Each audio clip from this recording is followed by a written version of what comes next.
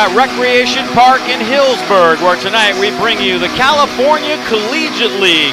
It's the Healdsburg Prune Packers hosting the Sonoma Stompers. The Stompers coming up off a big win last night in Sonoma, perhaps their best game of the year. The Packers hoping for a little revenge here tonight on their home field. Nice crowd here packing in to Recreation Park tonight, getting ready for this one on a beautiful Thursday night. And I'm Dave Cox, joined tonight by Andy Campbell. Andy, thanks for joining us, and looking forward to the game tonight. The Packers have a little something to prove after getting kind of whooped on last night, 10-3. Stompers really had it going on, and the Packers would love to get some revenge here. Almost definitely, as you said, it's a revenge game. They're looking to make those adjustments offensively that they were struggling with last game and take it into this one. Stompers have to have a little confidence coming into this one. They'll be facing Mason Dillo on the hill tonight for the Prune Packers, and we'll see what he can do tonight. They need a big start from him. They need to get him to get deep into the ball game and hope that the offense can come alive. We're going to take a look at the batting order now for the Stompers, as announced by their head coach, Zach Pace.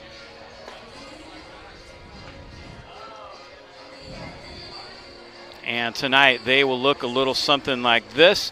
They'll go with Leopard, Gavea. Lamonto has a 9-game hitting streak. Connor Sharpio out of Creo. Jack Gallagher out of Petaluma. McEnroe, Joasis, Bell, and Derflinger rounding out the starting 9 for Coach Zach Pace.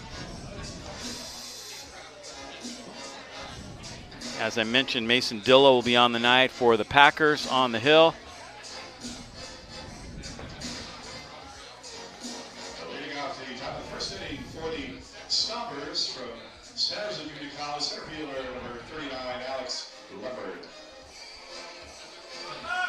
And we're going to take a look at the defense now for Healdsburg. It'll be like this. It'll be Brown, Kramer, Sebring, and Runyon on the infield. Hunt, Holcroft, and Sundstrom in the outfield. McDonald behind the plate. As I mentioned, Dillo will be doing the pitching today as we get ready for the first pitch. And Dillo just misses low and away on that one. Nice night here in the high 70s. Much different than the last time we broadcast. It was about 105 at game time, and I don't miss the heat at all. This is Alex Leopard leading it off.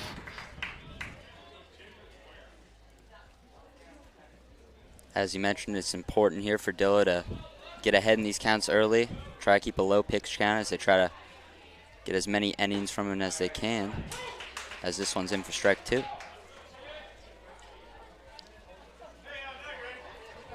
Leopard hitting .324, doesn't have a home run. A couple runs batted in so far this year. Dillo winds, and this one is hit into left field for a base hit. Nice job by Leopard to go the opposite way, and we have a base runner. Shortstop number 5, Alexander Gavea. Gavea will step in next. He's having a good year.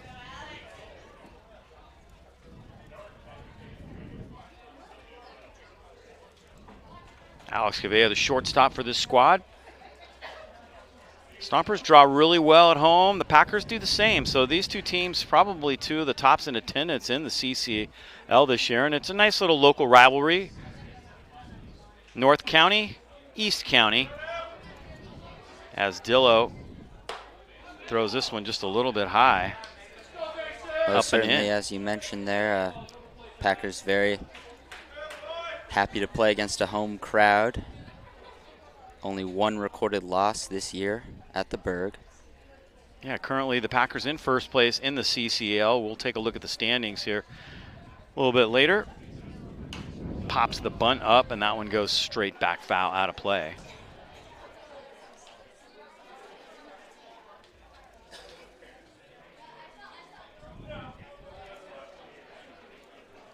Runner aboard on the first hit of the game for the Stompers.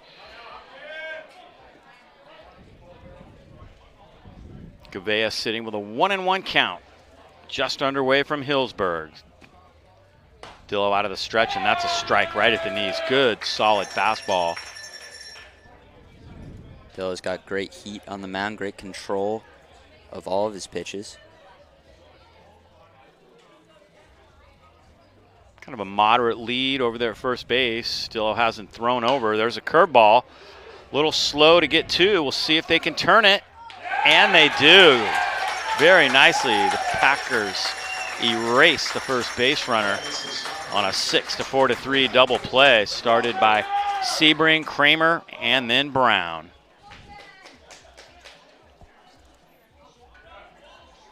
There's Jonas Sebring. Did a nice job on that one. He's a fantastic middle infielder, plays predominantly short and second here with the Healdsburg Prune Packers, and just a bang-bang play, as you mentioned, fantastic.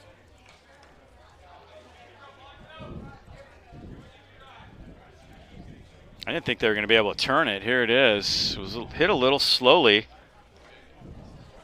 but we'll see. Really nice flip. Great strong throw by Kramer. He's got a good arm, and he showed it right there. Nice to have a second baseman who can turn that too and fire that over to first base with a little heat on it. That it is, and I think that's partially because he plays a lot of third base too, used to throwing it across the diamond and has that velocity to get it to the first base quickly. Lamonto takes a big swing at that one and misses. 9-game hitting streak for him. 1-2 the count here with 2 away in the top of the first inning. And he got him swinging. Nice pitch. Mason Dillo sets him down in order after a leadoff hit. And we'll go to the bottom of the first. Now it's the Packers' turn to hit. And we'll get set to take a look at their lineup as announced by head coach Joey Gomes.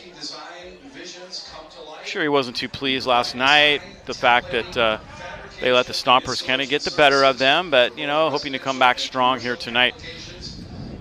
We get set to take a look at their lineup. This is what it's going to look like tonight. It'll be Holcroft leading it off. Sundstrom leads the league in home runs, batting second. Blake Burke, Joe Kramer, Braden Runyon, Jonas Sebring, Sam Hunt gets the start tonight. Blake McDonald behind the plate, and Sam Brown at first base. He will be doing the catching. And as you said, this is a team that doesn't lose a lot of games, much less get blown out like they did last night. So Joey Gomes looking to make some adjustments. Here's the defense for the Stompers. It'll be Joasis, Derflinger, Gavea, and Bell on the infield. Sharpio, Leopard, McEnroe in the outfield. Lamonto behind the plate. And Dickey will be doing the pitching. Dickey coming off his best start of the year. He got a win, 6 innings last Friday over the Mudcats. Lefty struck out 6, went 6 innings. So they're hoping that he can pick up a little momentum. Be huge for them to get 2 wins in a row. We'll see if he can lead the way on the hill, try to hold down this high-powered offense for the Healdsburg Prune Packers, although the offense was a little silent last night.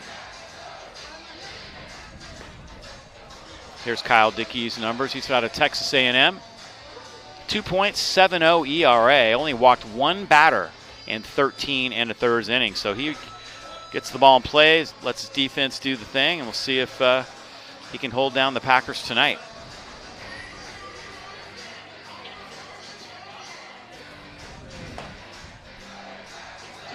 Here are the standings in the CCL. The Packers in first place in the South. The Santa Barbara Foresters in first place in the North. Stompers sitting at 9-17 overall. The Packers with a very nice overall record. Looking good on the year.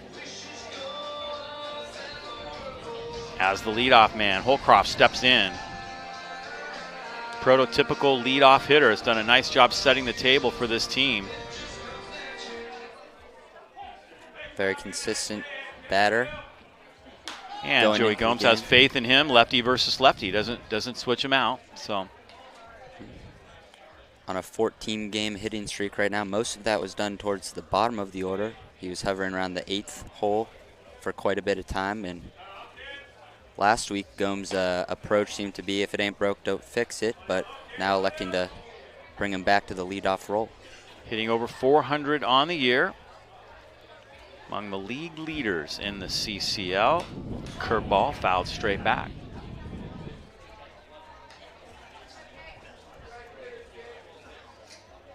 Crowds have been pretty big midweek and weekends here. I'm impressed so far. The really nice crowd here tonight. Everybody's excited about watching collegiate wood bat baseball here in Sonoma County. It's great to see the support as that one misses high.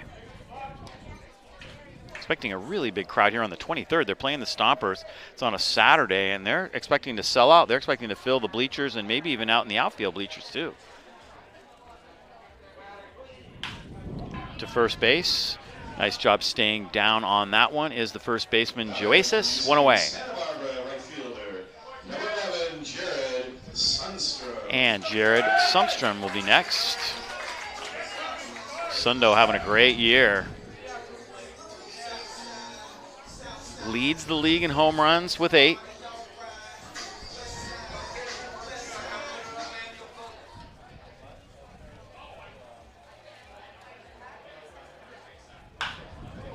And Sundstrom hits the first pitch to short. Long throw across. Not in time. Sundstrom beats it out. He runs pretty well. And Sundstrom is aboard. Blake Burke will be next. Sundstrom's not afraid to jump on that first pitch, jump on early when he was leading off for a portion. 2 of his home runs came off the first pitch of the bottom of the first. Going to bring up Blake Burke, also having a very good year. Solid hitter for this team, hitting over .340 with 4 home runs and 25 runs batted in. This batting order is potent, up and down the lineup.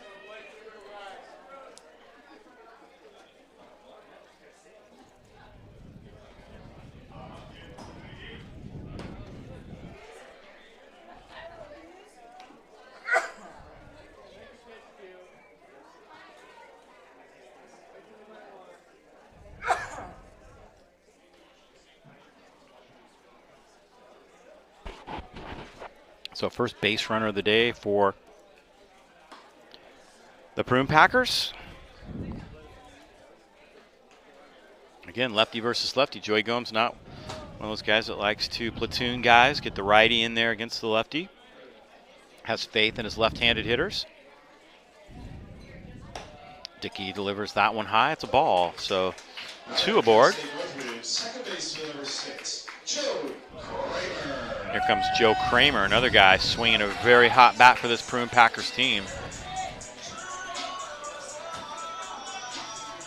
That he is. Last 18 games, he's recorded a hit in 16 of them. One of the most consistent at-bats here with the Packers. He's batting cleanup for a reason. From Rancho Cotati out of Cal State Northridge, hitting an even .400 on the year.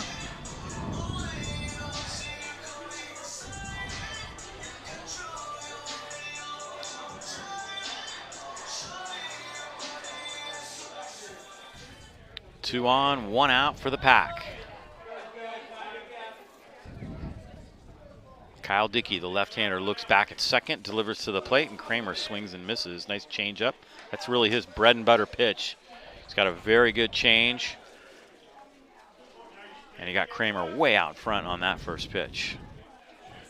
Sundstrom with his leadoff second.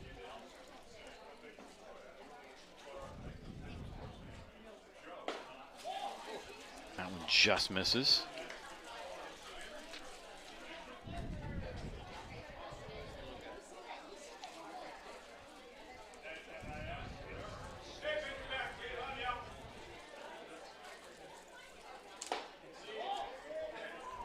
Dickey have a little control trouble here. We mentioned he only walked 1 guy all year, and he's already walked 1, and now he goes 3-0 on the cleanup man. 3-1, excuse me. This is not the start to the game that the Stompers were hoping for here, but we'll see if you can get out of this jam. Yeah, I mentioned they had a little momentum after last night's win, a 10-3 victory. And their strike 2 actually evens up the count at 2-2.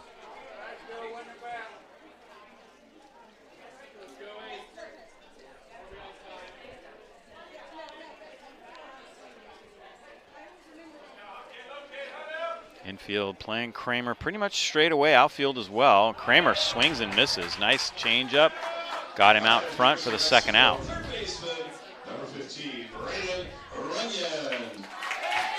Two outs for Braden Runyon.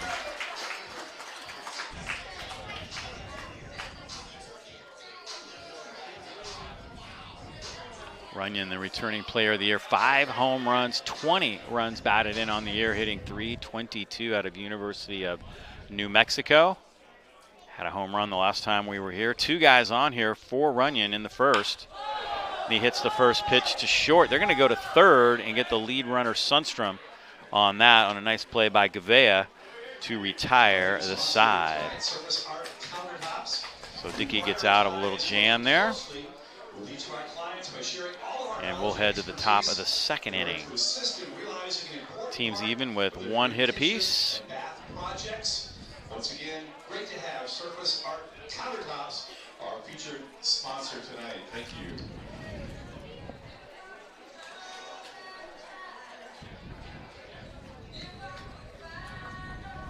There's Zach Pace, just outside the dugout there. Assistant coach for Coach John Gelch down at Sonoma State. Stompers have made the transition from independent pro baseball to collegiate wood bat, which is a lot different. Different player you're looking for. They have a lot of JC guys, and you got to be a little bit of a recruiter. Joey does a really nice job. He has great connections across the country, and he gets guys from all over the place to come here and play in Healdsburg. And it's become kind of the place to play, the place to be during the summer months. If you're looking to play on the West Coast, Collegiate Wood Bat League, much like the Cape Cod League, the Northwest League, and this league is really up and coming. Almost definitely. I think that most of Joey's work is done in the off-season. Recruiting the players is at least half the job, and he does a fantastic job doing it. Especially once you get the ball rolling, you're known for being a high-quality organization. Players are very enticed to come and play here. Yeah, and the players seem to really like it here during the summer. It's kind of a laid-back, small town, and they get hosted by host families here, and it's just a great atmosphere. The whole town kind of embraces the squad. There's a great sense of community here in Healdsburg. Connor Sharpio steps in. Wicked breaking ball that time, and that's a strike.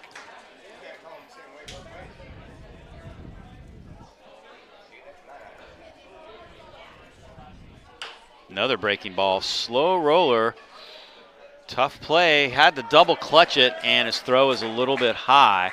That was Sebring, the shortstop. Not sure what happened. He had a little trouble getting it out of the mitt and making that play. Right there, he kind of double clutched it. A little stutter step there, but still able to get it in time. So a runner aboard now for the Stompers. They're going to call that a hit.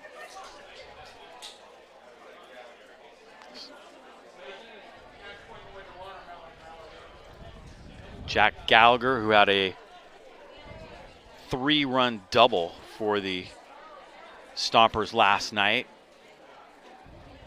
He's been swinging a hot bat lately. Has his average up to 250, 1 homer, 13 runs batted in. One to UC Davis, and he hits that one foul.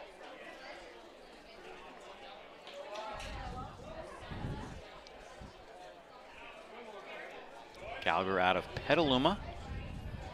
I remember him more as a basketball player than a baseball player for the Trojans. Good athlete.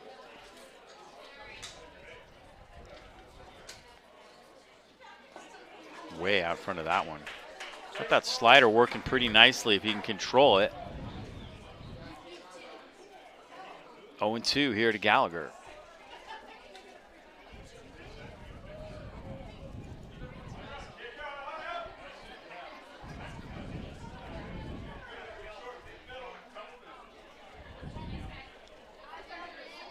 Dillo, big strikeout. His second strikeout of the ball game. Number 6, Tucker McEnroe. Tucker McEnroe is next. That's a big first out right there, big K. Force play available here, and looking to get out of this inning with no damage done. McEnroe out of Texas A&M.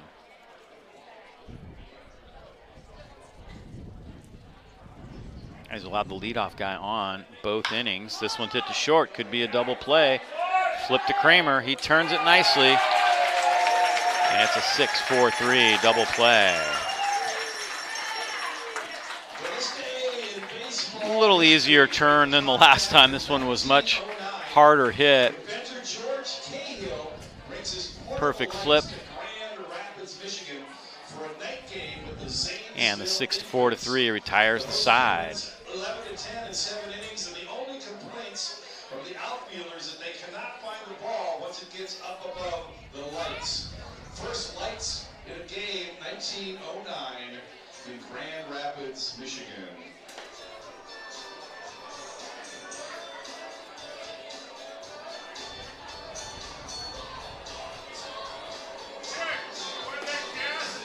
And tonight's game is sponsored by Poppy Bank Epicenter, a 130,000 square feet facility located and operated in Santa Rosa. The center is dedicated to providing fun and fitness to Sonoma County. Features indoor soccer arenas at Sports City, Rock and Jump Trampoline Park, Anytime Fitness, an Empire Volleyball Club training facility, Ignite Martial Arts, more than 100 arcade games, and laser tag arena, a 3-story play structure, a virtual reality arena, an XD dark ride theater at Game On Arcade, 12 public bowling lanes, and 4 private lanes at 710 Bowling, pool tables, axe throwing, a restaurant and sports bar, and live events at Victory House. Great place to spend a summer evening at Epicenter. There it is. Great place. Tons of parking there. Very nice facility. Hopefully they got us on in the big screens in Victory House right now. Fantastic place. Laser tag was always my favorite, but oh, yeah, as you mentioned, so many options for entertainment.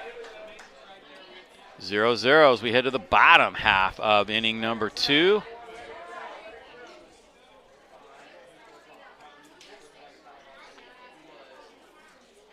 Shortstop Jonas Sebring at the plate. Hitting .344. Takes that one a little low. Saw Dickey with a little bit of control trouble in the first, but he got out of the jam. Both pitchers have done a nice job so far. There's a breaking ball, and it misses just high. Not by much. So far, as you mentioned, both pitchers being able to get out of jams that they put themselves in. A lot of runners stranded here early, and we'll see if that continues for the rest of the game.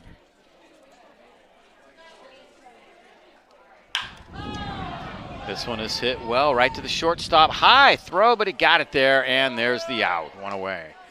Nice play by Govea. First out of the inning. Sam Brown will be next.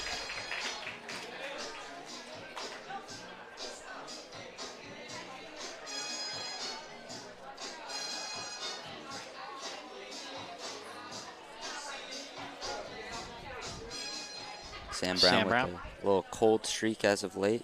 1 hit in the last 8 at-bats. Looking to make an adjustment here today. Swings at the first pitch. Is that going to stay in fair territory? Yes, it is. Third baseman Mikey Bell putting that one away. 1 away. St. Mary's catcher number 7, Blake McDonald. It's one of the things that kind of plagued this team last night was swinging at early pitches in the count, and they popped up a lot last night, and they start off with that one right there, swinging early in the count. Here's Blake McDonald now with 2 home runs on the year, and he takes a strike. Well, they're an aggressive team for sure, but when you're not getting those hits that you want out of that aggression, out of those swings, it can be hard to put runs on the board, as we saw last night. McDonald hits this one deep to left field, and this one is way back, and it is gone. A home run for Blake McDonald. He goes down and gets that one and sends it on to University Avenue, his 3rd home run of the year. And the Packers take the lead.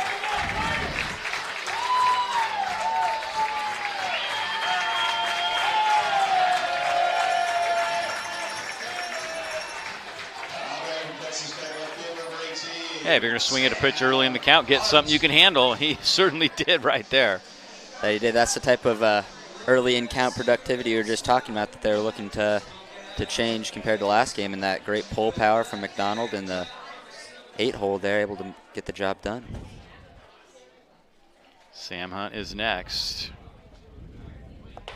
Takes high. Here's the home run swing. Definitely a low pitch. Might even been a little below the knees. But he saw it all the way. I think he was really sitting on that low change. and just sent it right out of the yard.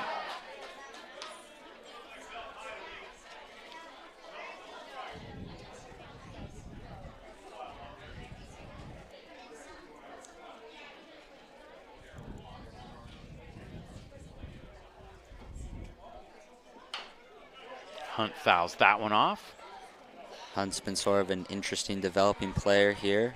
8 walks in the last 6 games, recorded at least 1 walk in the last 6, and 3 of those games he only had 1 plate appearance as a pinch hitter, and now he's getting the start, so seeing the ball well, and Joey Gomes recognizing that. Not bad to have a guy who can kind of set the table for the top of the order also. If you can draw walks and get on base in that 9-hole, that can really help turn the lineup over and create big innings. It's a crucial spot of the lineup for sure. You want to get as much productivity as you can from that spot.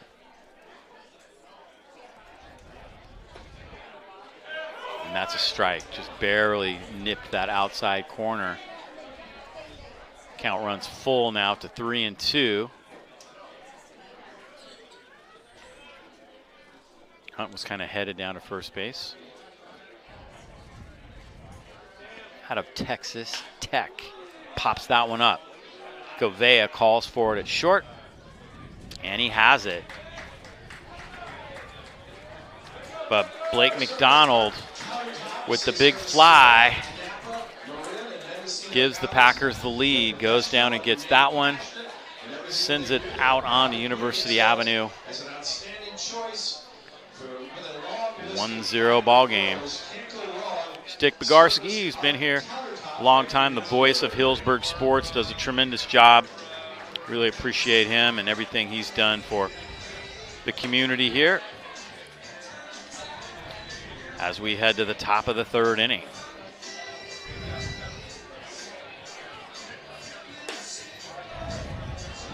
Packers now have 2 hits, and the Stompers have 2 hits, but that home run, the big difference so far. Mason Dillo back out now with a lead.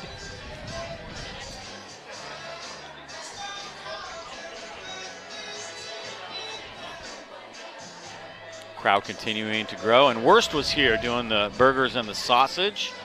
Gotta love that. Here's our 3rd angle of the home run. The pitcher kind of looking up. Left fielder running out of room. See if we see it go over. And Blake goes into the home run trot.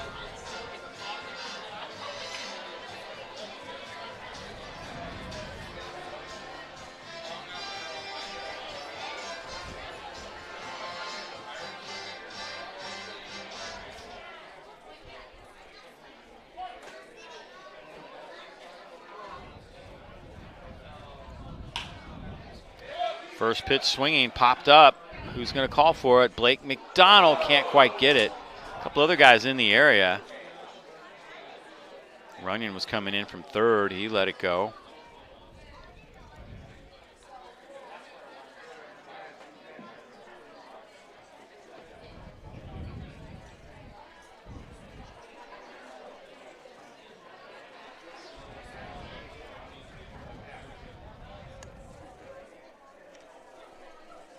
I thought it was whatever. Joasis, Cameron Joasis at the plate.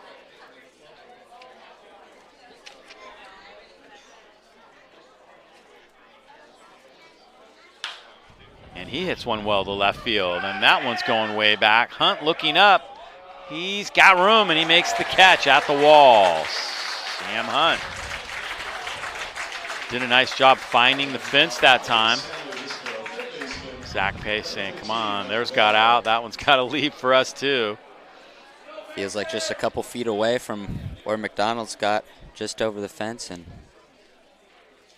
a little frustration there. Yeah, Hunt went back and found the fence. See that, and just kind of reaches up and makes that catch. Mikey Bell is next. Bell hitting .209, 7 runs batted in out of Cal Poly.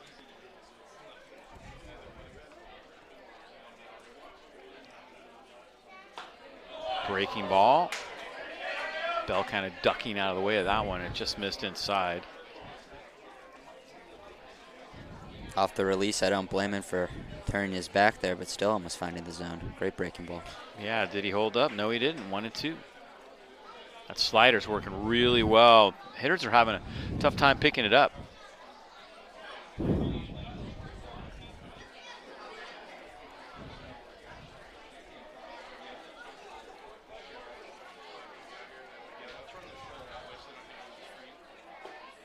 This time he does hold up.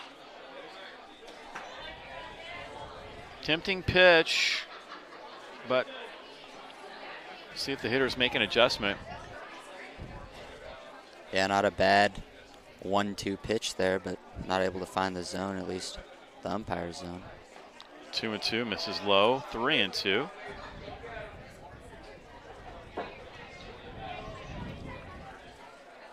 Pack playing the defense straight away here against Mikey Bell. Not much wind tonight. Really a beautiful night for baseball here in Healdsburg. Bouncer to third. Runyon cuts it off, spins and throws. Nice play for the second out.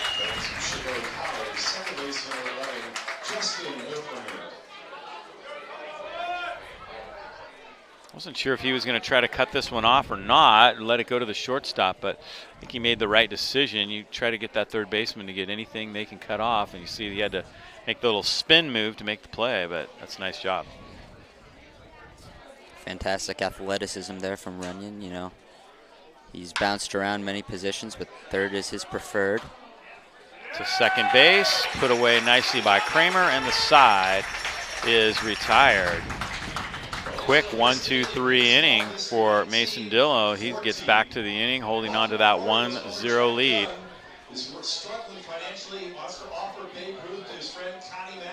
Stompers heading back out. A couple more home games coming up this weekend. Friday and Saturday, the Fresno A's will be in town.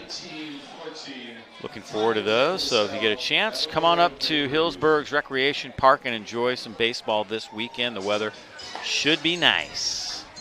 Food's good. There isn't a bad seat in the house, that's for sure. Kyle Dickey back out for the Stompers here in the bottom of the third inning, trailing 1-0.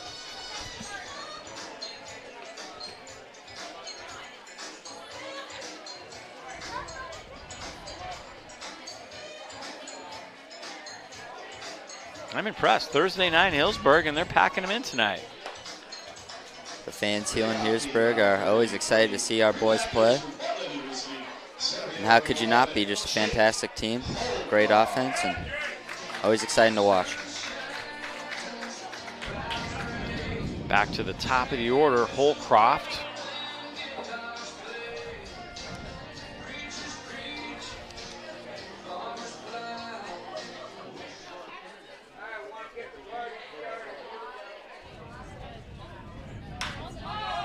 And Holcroft hits the first pitch to left field. That's a base hit.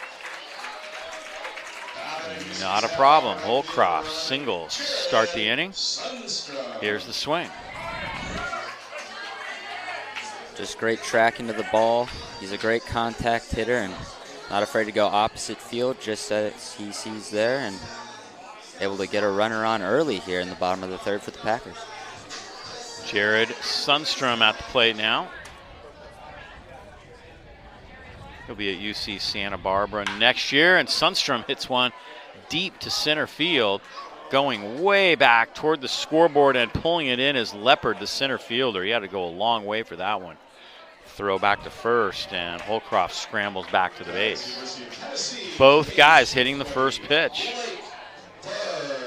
As Blake Burke gets set to step in now. Nice job by Leopard to run that one down.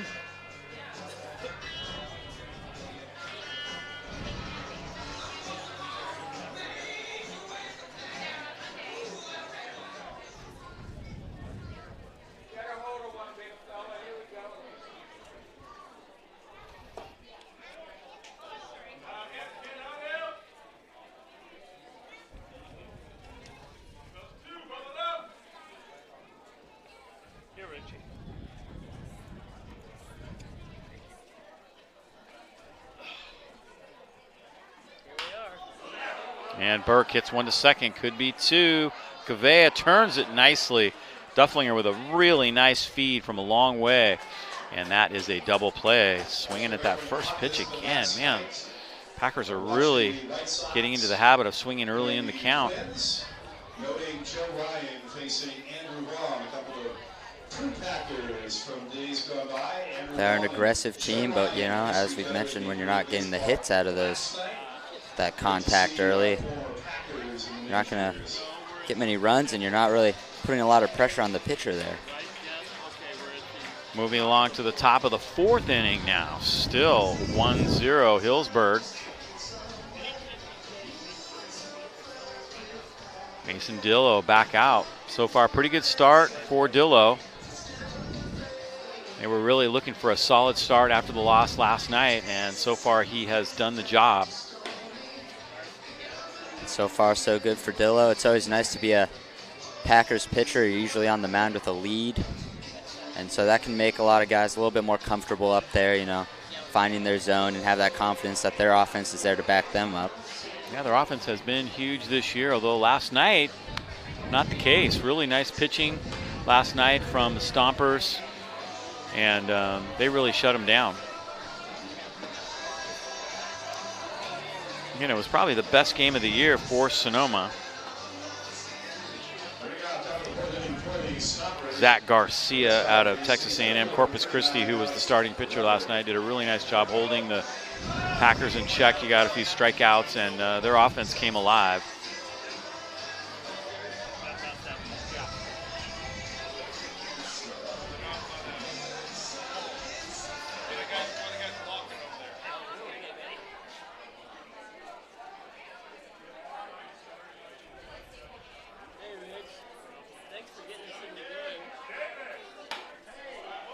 First pitch goes a little high.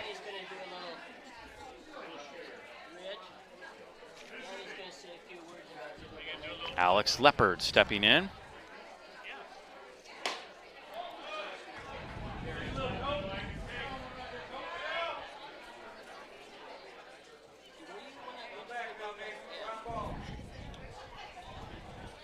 Let me sit in your head or not?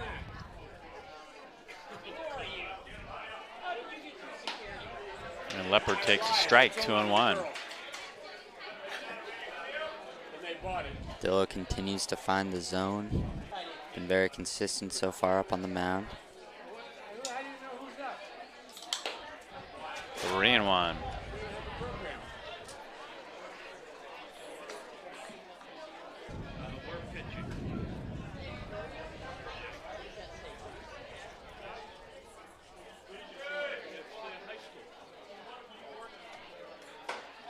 And there's a walk, leadoff walk. Top of the order. And Gavea will be next. That's not the way you want to start the inning if you're Dillo on the mound.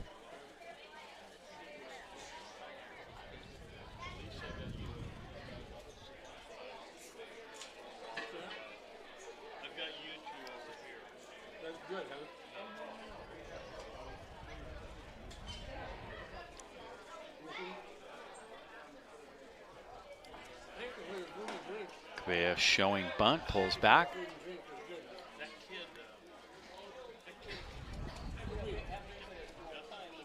Gavea, who grounded into a double play his first time up.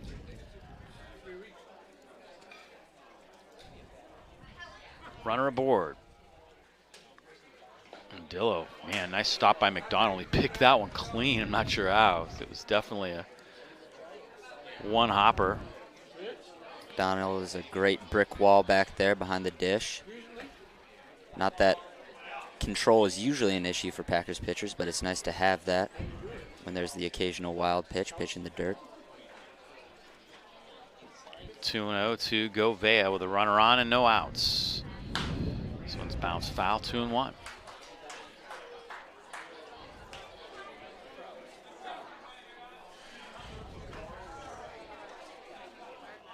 Stompers don't look too interested in trying to start up that runner over there. Zach Pace is flashing the signs. We'll see what kind of a lead Leopard gets here.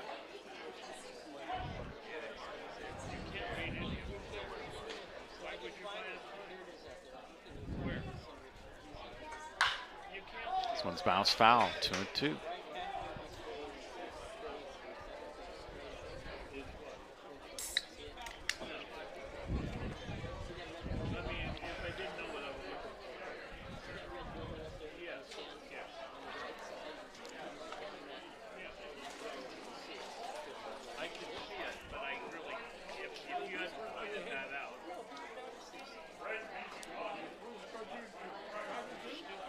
Two-two pitch. Hit him.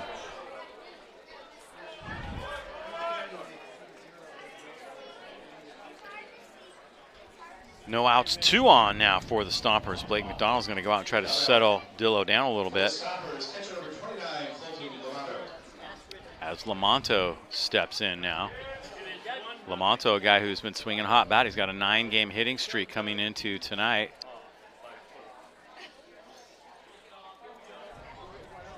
SRJC guy. Gavea taking one for the team. And you see a lot of SRJC guys in this league. You know, it's even on opposite teams, it's fun to be able to play with your college teammates. Tight-knit community here in the CCL. Showing bunt, takes a strike.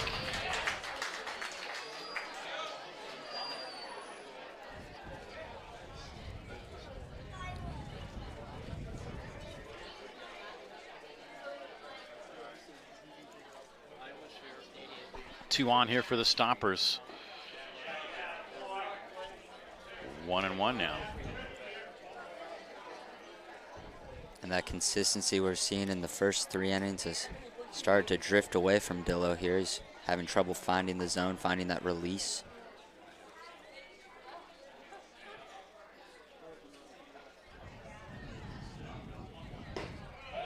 Just a little bit low, not by much. 2-1. That's a close call for sure, and when you're sort of struggling to find that zone, that's the call you want to be a strike, but unable to get the call he wanted there. Big pitch right here, 2-1 to Lamonto. Nobody out here with a 1-0 lead, and Dillon misses low again, 3-1. Come on, ref, give him a courtesy.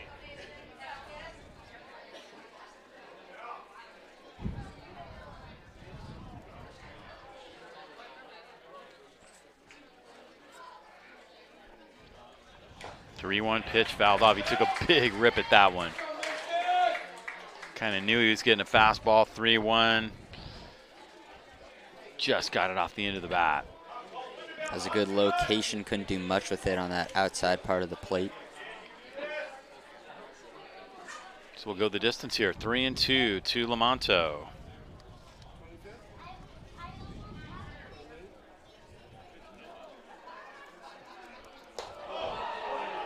And he walks him. That's going to load the bases. Wow.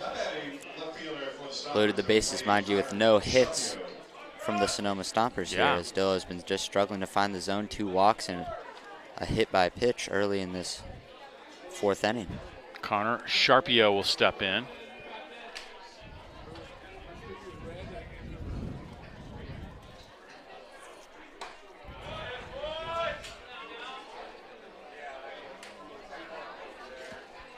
Things getting interesting here in the top of the 4th inning. Sharpio with a chance to really do some damage here with no outs.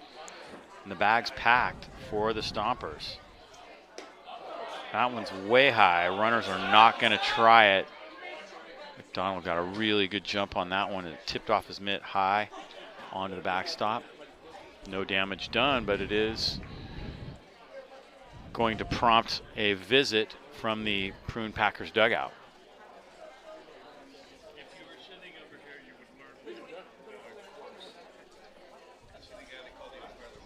I take this opportunity to folks behind the scenes who are making it all happen during our program. I want to thank them all for all of their hard work, helping make the Packers a success this summer.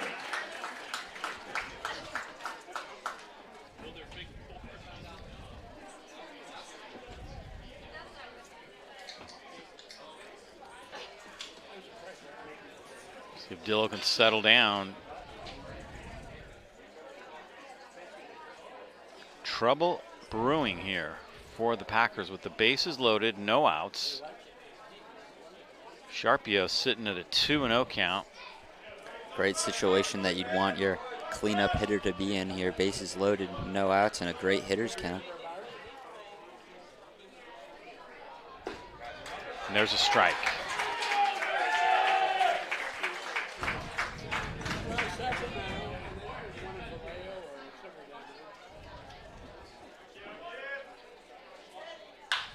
Sharpio with a sharp base hit to left field, and that gets over the left fielder's head. It took a wicked hop on Sam Hunt, and you can start the merry-go-round. 3 runs score. Sharpio has a triple. Wow. Here's the swing. Just a nice, solid line drive to left field. The pitch was a strike. It was right at the knees. And then the ball gets over the left fielder's head. And here comes the Stompers with 3 runs to the plate. Almost a worst case scenario there if you're Dillo on the mound. And as you mentioned, a great line drive to left and then the wicked hop, allowing 3 to cross there.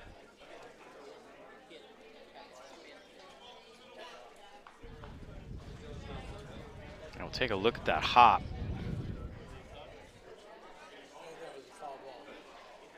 Yeah, and then there's the waving of the arm once that ball got over the left fielder's head. Left fielder was playing really deep, Sam Hunt. Kind of guarding that left center field gap a little bit. Still no outs, runner at third.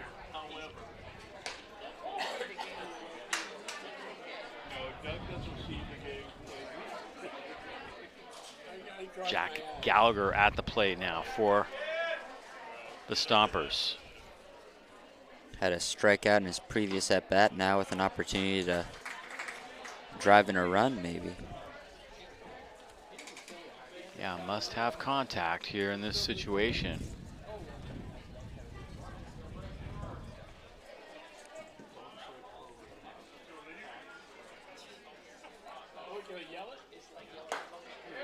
Swing and a miss. Come on, buddy. He's gonna strike him out. 2-2 to Gallagher.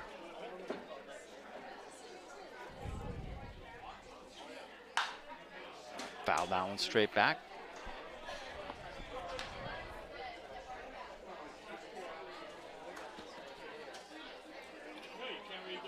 Didn't hear any windshield break right there on that one, so it must have come to earth safely.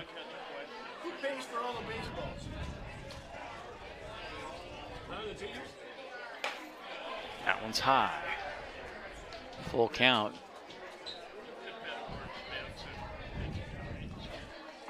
Don't see anybody throwing, though. It's tough to see the bullpen from here.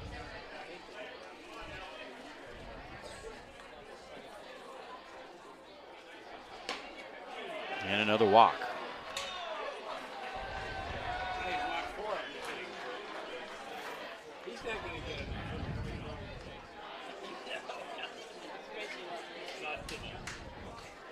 Here comes Joey Gomes.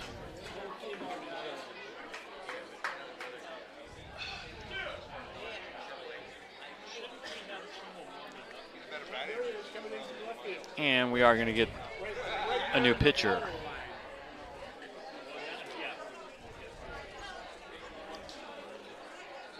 Obviously, he had been throwing down there. We just can't see the bullpen from here. I can kind of see the guys sitting on the grass over there, but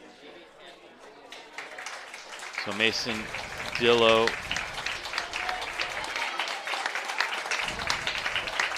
Dillo departs.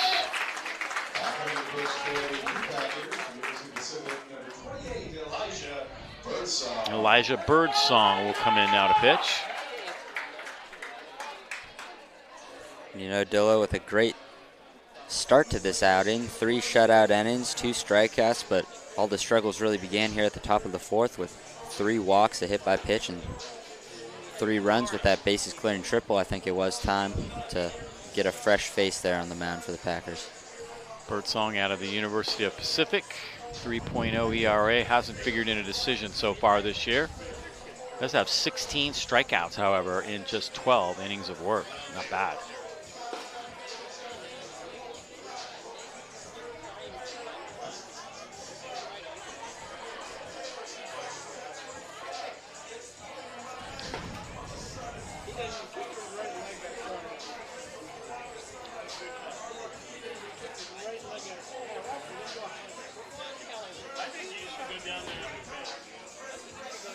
Big blow was that triple by Sharpio. Let's take a look at it again. Not sure if the ball was misplayed or it just took a weird hop out there in left field. Definitely took a bigger bounce than he was charging in on it, and it jumped right over his head.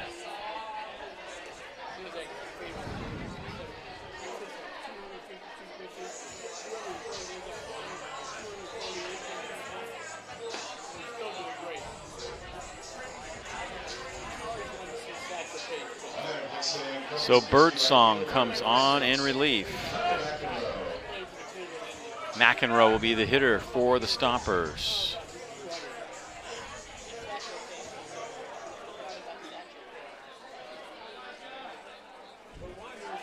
Birdsong's been a great selection to go to in any close game, as you mentioned, averaging more than a strikeout per inning pitched, and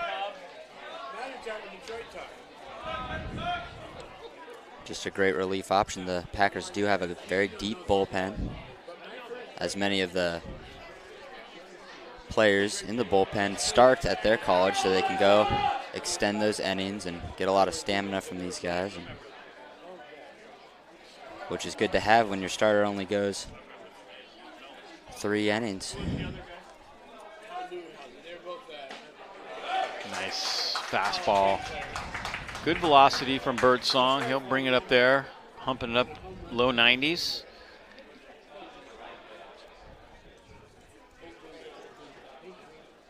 Two and one, still no outs.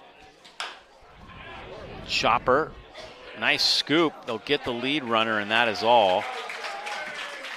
Nice job by Sebring to come in and get that one on that short hop. Looked like it might be trouble. He didn't get that short hop. That's going to be another hit, but he did a nice job on that. It's a difficult situation to be in, but able to at least secure the first out of this inning. Yeah, 1 away.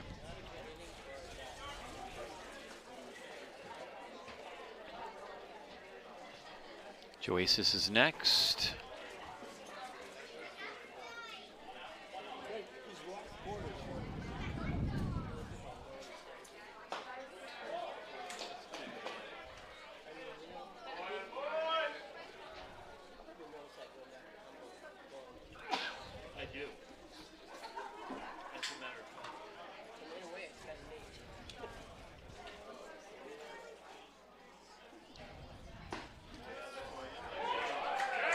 There's a strike.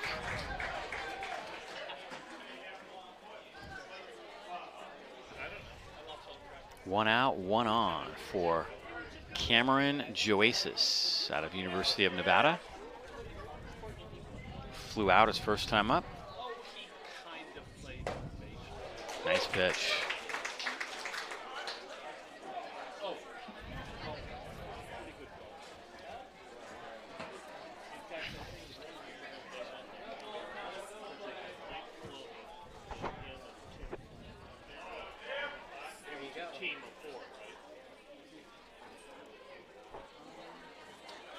Runner goes. McDonald's throws a little high.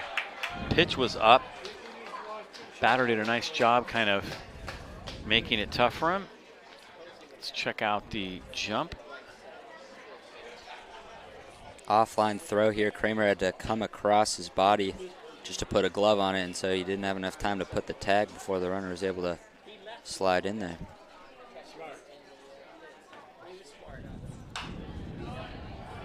Fouls that one off.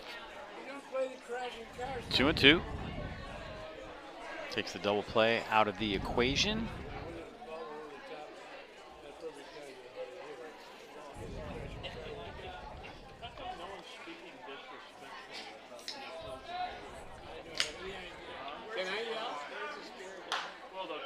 Birdsong with that sinker. That is a tough pitch, I'll tell you what.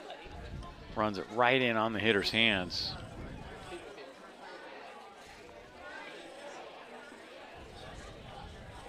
A 4-1 lead. The only hit of the inning was the triple.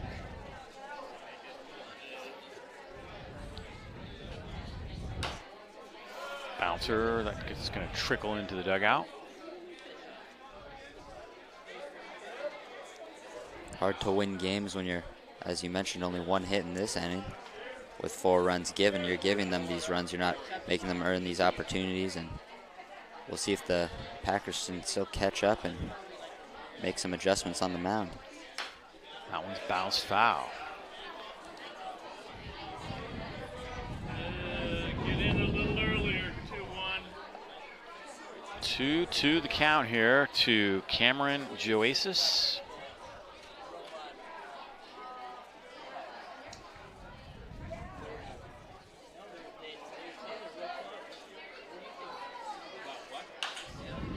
Popped up right side.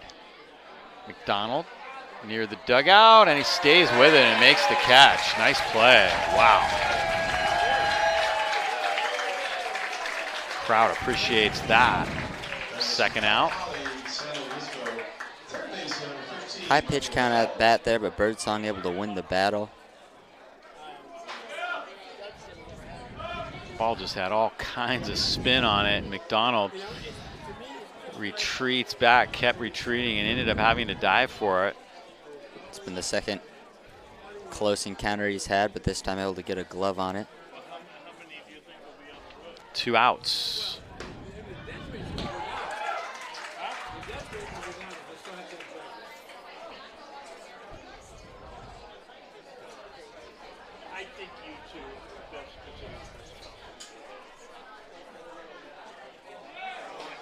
Runner goes. McDonald's throw is on the money this time, and that'll do it for the inning.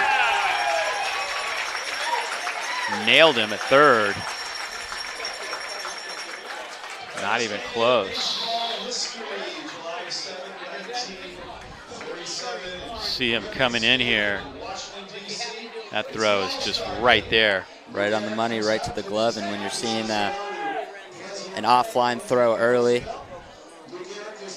when you're stealing earlier, you think maybe you can squeak in another one, but just fantastic job of making that adjustment and finding the glove right there. So we'll move to the bottom half of the 4th inning now. It's a 4-1 lead for the Sonoma Stompers, coming off a 10-3 win last night.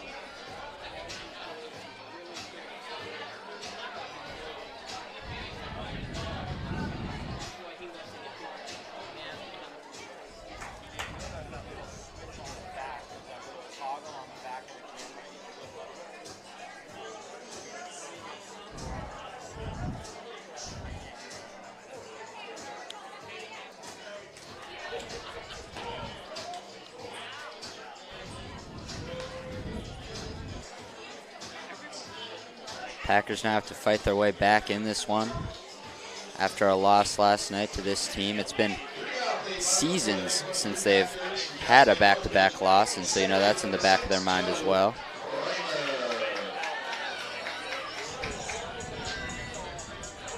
Joe Kramer will step in now.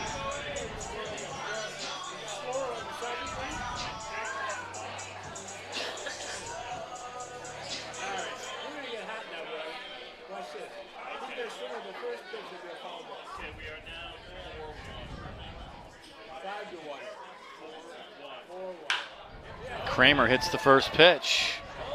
And that's going to roll into the left center field gap. Kramer is going to have a chance to maybe get 3 out of this. Throw comes in. He's safe. Kramer has a triple.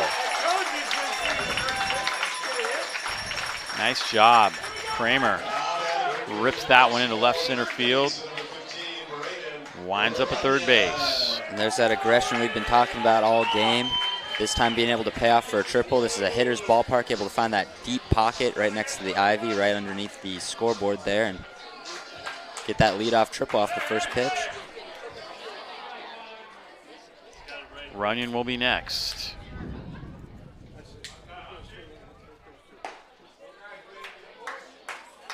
Runyon just a double short of the cycle last week. Been seeing the ball fantastically.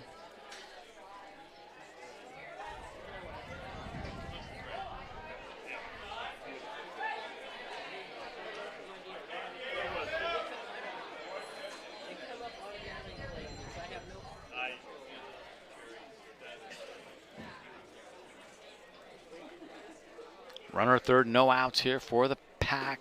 Dickey's pitch, nice changeup. That's been his go-to pitch. Runyon grounded out his first time up. And he's been seeing success with that changeup. I think a lot of guys are more used to seeing the curve and the slider in this league, and so that changeup can be a great velocity mix-up. Still get a run home. Leopard's throw is on the money. Or excuse me, Gavea. That does get Kramer to the plate.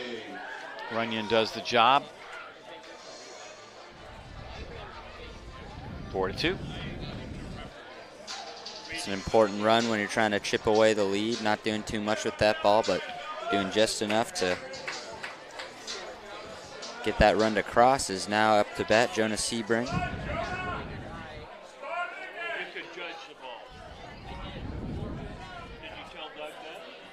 Sebring at the plate, takes the first pitch. Leads the team in stolen bases with 10. Great plus speed to have at this part of the lineup.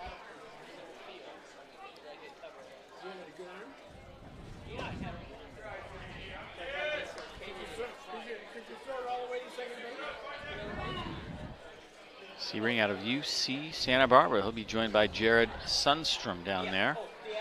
The Gauchos.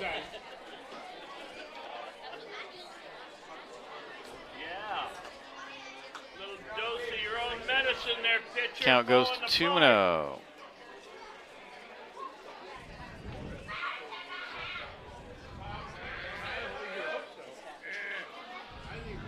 Kyle Dickey's pitch is in for a strike, 2-1.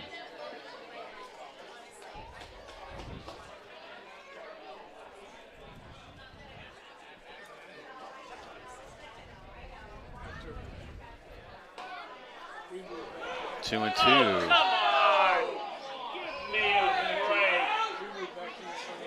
3-2 actually. Count is full. Crowd wasn't too pleased with that call. And he takes strike 3. Man, that changeup dropped a lot and just hung in there. Looked like it was going to float up high, but he got it to drop in for strike 3. Sam Brown will be next.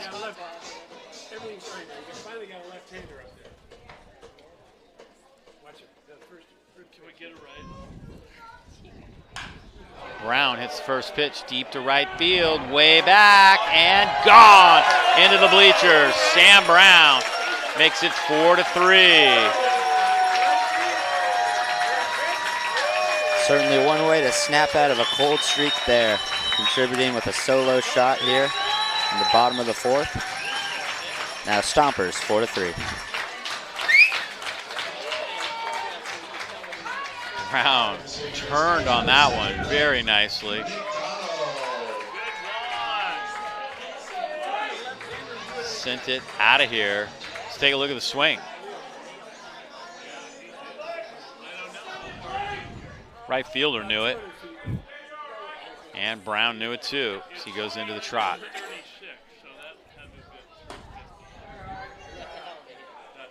A no-doubter right there for certain. Second home run of the ball game for the Prune Packers. They lead the CCL in home runs, and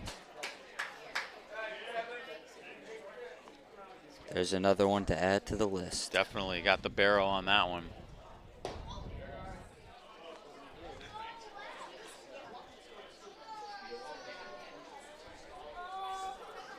Two and one, Terry. The count's 2 and 1 here with 2 outs. And McDonald fouls that one up. McDonald homered his first time up.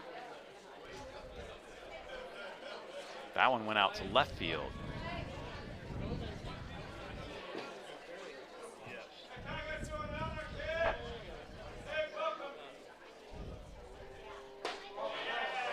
And he goes down looking.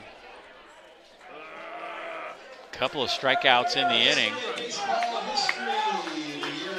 But the home run makes it 4-3. So the Pack chipping away a little bit there on the bottom of the fourth. Pick up 2. And we'll go to the 5th. 4-3 ball game. That was an important inning there for the Packers, but now what they got to focus on is holding the Stompers to what they are at now. They gave up 4 in the top of the fourth with only 1 hit recorded, and so hoping Birdsong can keep it what it is.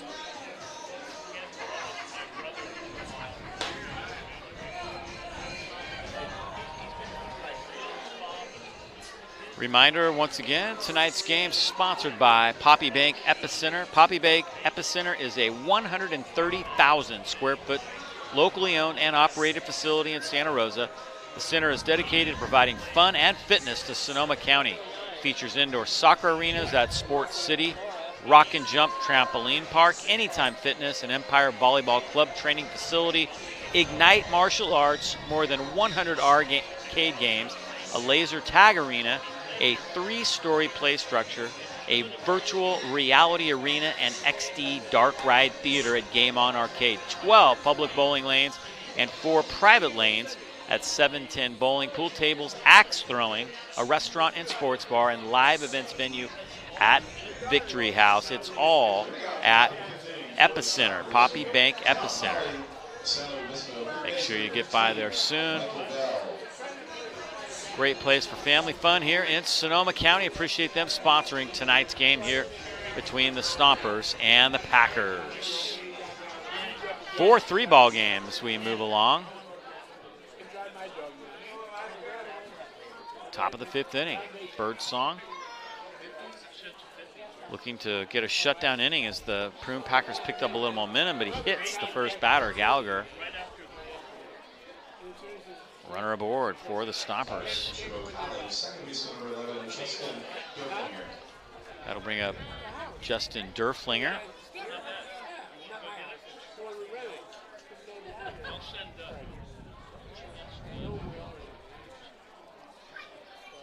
Packers just giving a lot of free 90s here to the Stompers, now looking to strand this one. There's a strike.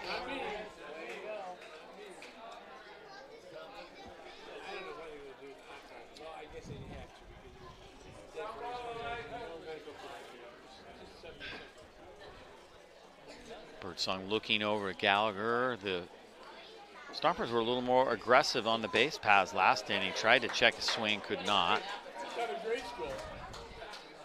0-2. What's with the spandex, number 11?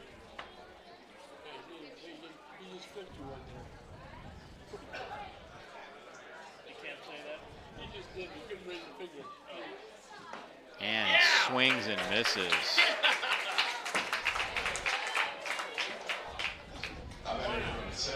Birdsong records the K.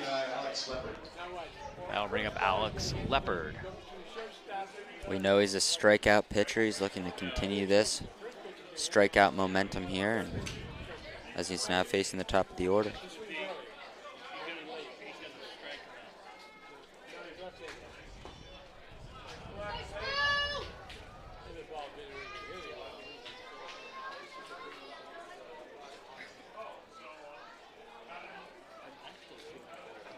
Leopard making it aboard the base pass twice so far with a single and a walk.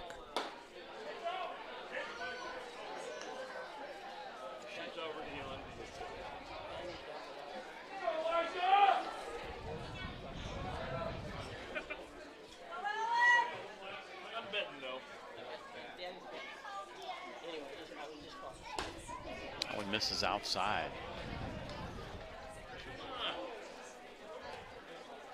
Count runs quickly to 3-0 here. That's been a struggle here for the Packers on the mound, getting these counts where they're quickly behind. And he walks him.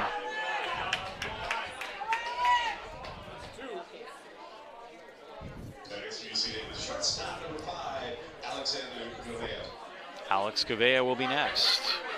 Second free 90 of the inning here, and second walk for Leopard.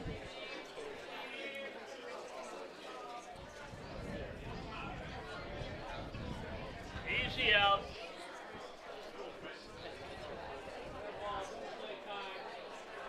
Gavea was hit by the pitch his last time up, grounded into a double play back in the first inning. 2 on.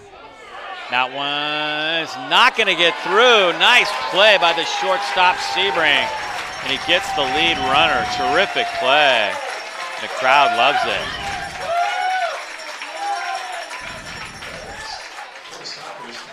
it. Wasn't sure he was going to get there at all. Fantastic. Not when he gets there, he gets an out at third. 2 away. Most important thing there was his great jump. Immediately off the bat, able to start ranging out there and making a nice cross the body play. 2 away. Big out right there. Looked like it could be a base hit. Birdsong looks to get out of the jam now.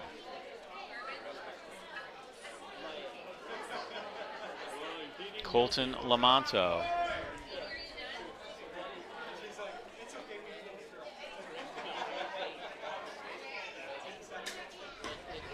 Takes that one way outside. Lamonto looking to extend a 9-game hitting streak. He's 0 for 1 so far today. Struck out and walked. Birdsong set below the belt, lifts and deals, and that's a strike. 2-1. Big pitch right there.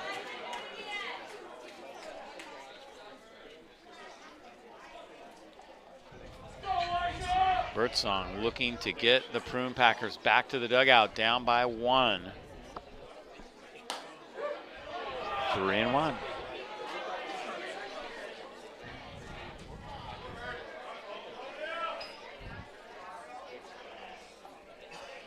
Birdsong hitting 93 on the gun with that pitch. Ball 4. And here we are in another situation with the bases loaded, and yet no hits recorded in the inning. Now that has definitely been the story. Connor Sharpio is next.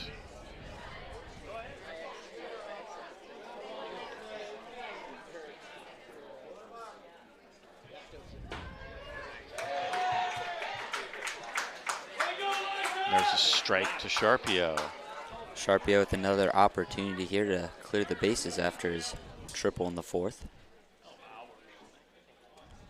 Come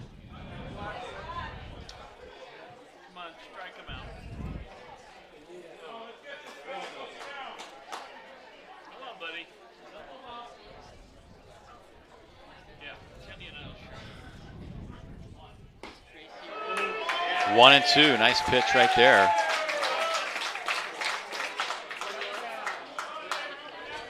Birdsong 1 pitch away from getting out of this bases loaded jam.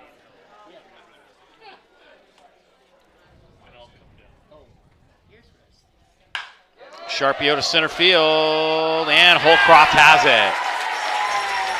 Holcroft runs it down nicely to retire the side. Packers with a little spring in their step as they head back to the dugout. We're moving to the bottom half of the 5th inning here in the California Collegiate League. Sonoma 4, Healdsburg 3 on a Thursday night in Sonoma County. Good ball game. Both teams have come to play. Packers really excited. That was the inning they needed to strand runners as they look to hopefully take the lead this inning.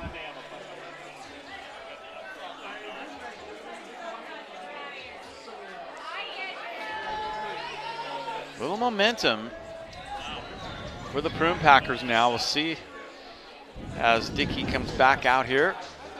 He's pitched the bottom of the 5th inning. He went 6 innings in his last start against Solano. Did a nice job, struck out 6 in that game and held them down. His best start of the year for sure.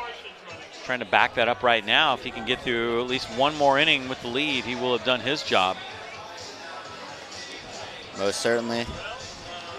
Difficult to combat this Packers offense, but they've been here a little bit more frequently than they were in the last game.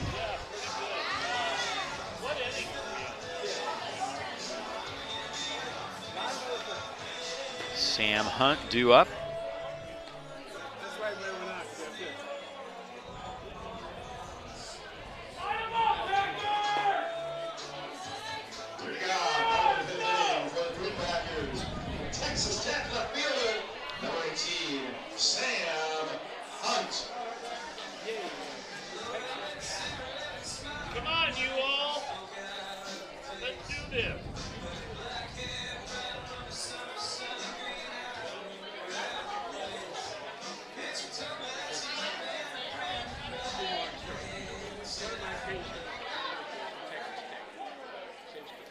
We've seen great contributions from the bottom of the order here. The home run from McDonald and Brown. Now we'll see if it's Hunt's turn to. Oh, and he lays down a beautiful bunt. Barehanded, no chance. Hunt beats it out. Caught third baseman napping just a little bit. He's playing nice and deep. Hunt reaches. A little bit of a late show there from the lefty, and just a fantastic placement. No chance of making a play on that. Great hustle as well. So Hunt's aboard. Top of the order now.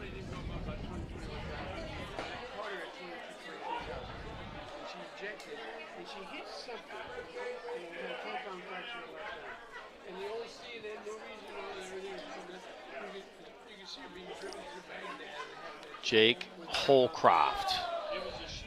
That one's going to get out of play.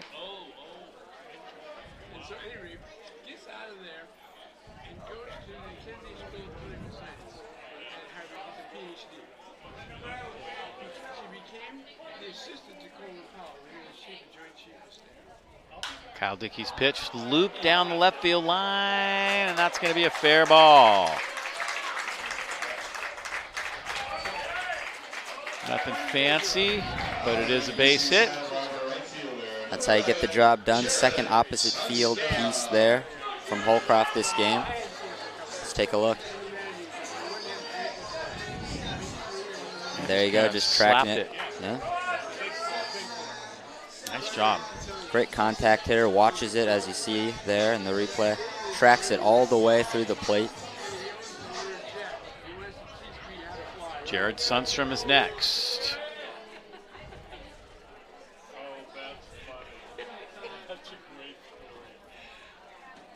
Sundstrom showing bunt, he fouls it off.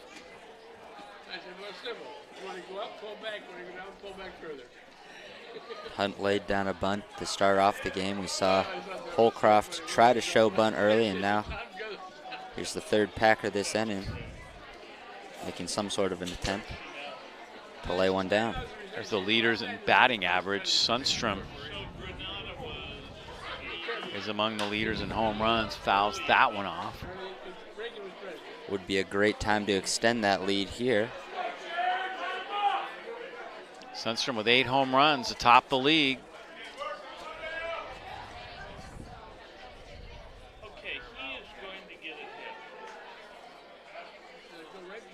0-2.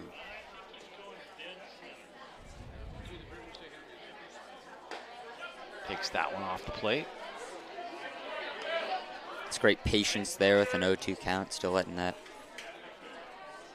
ride the outside part of the zone, and just stone cold take from Sundstrom.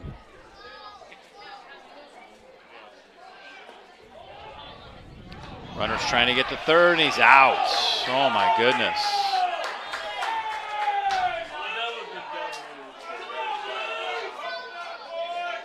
Joey Gomes not so sure about that.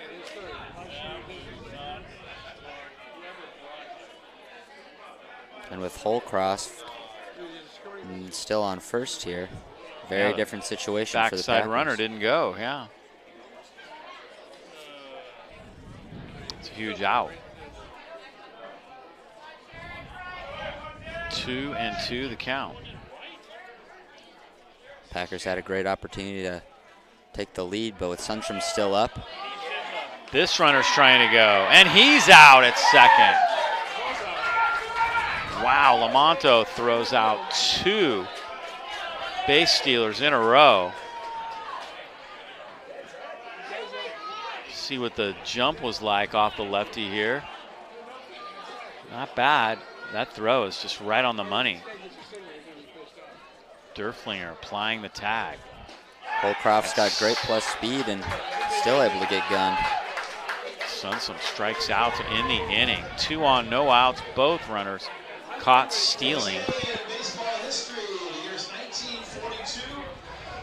And we're going to move to the 6th. Wow.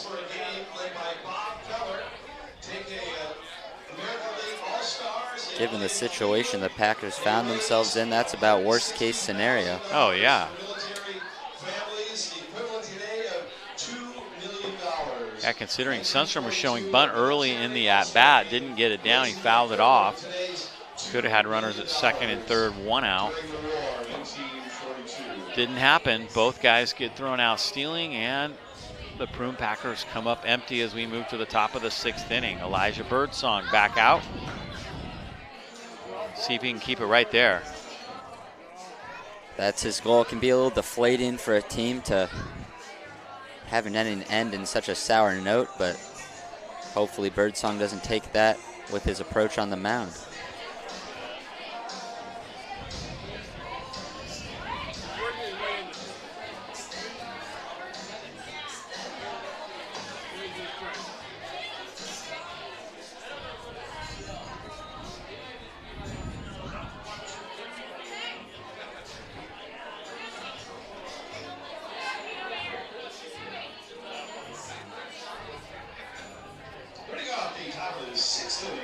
Stompers. UC Davis PH number 25, Jack Gallagher.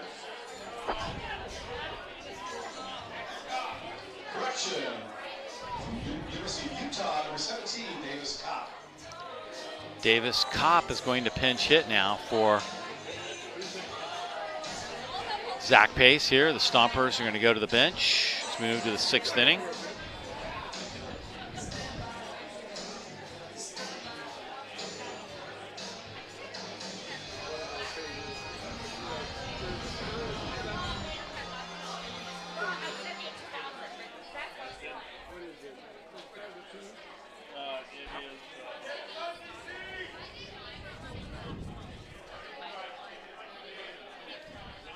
Birdsong's first pitch swung on and missed.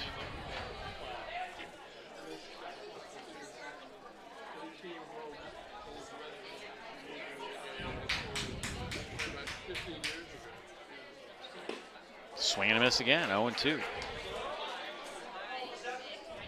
Birdsong coming firing out of the gate here. Had great success when he gets ahead in the count so far, and he's looking to continue that trend with an 0-2 here.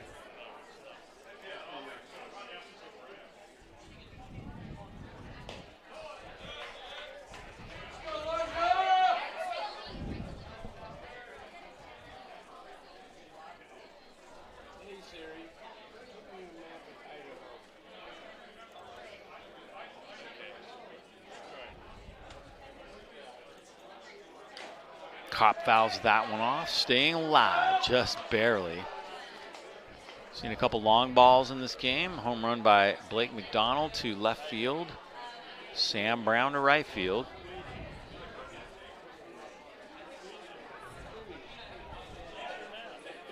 Swung on and missed. McDonald tags him out. One away.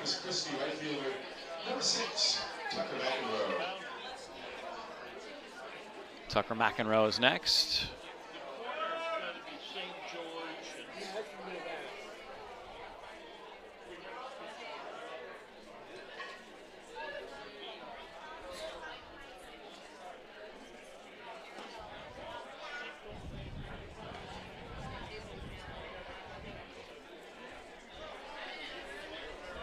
McEnroe has grounded out twice today.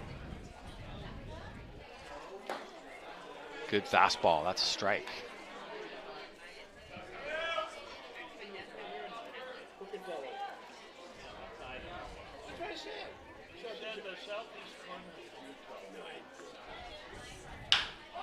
Boucher to short, Sebring has it.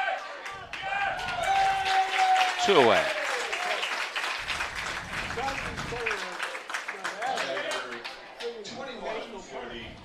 Stompers, from Utah. Seeing a lot of action for Sebring and Runyon there on the left side of the infield, but so far able to compose themselves well with those hard hit balls and generate great outs.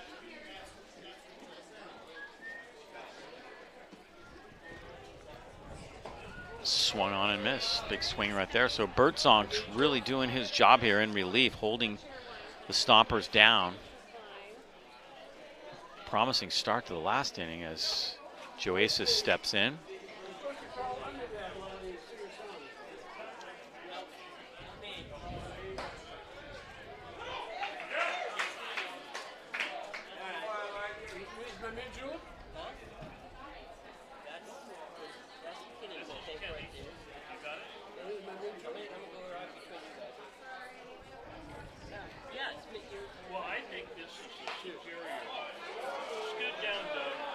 This is a very different look from Birdsong than the previous inning, where he walked 2 and now getting ahead early in the count and working his stuff to perfection.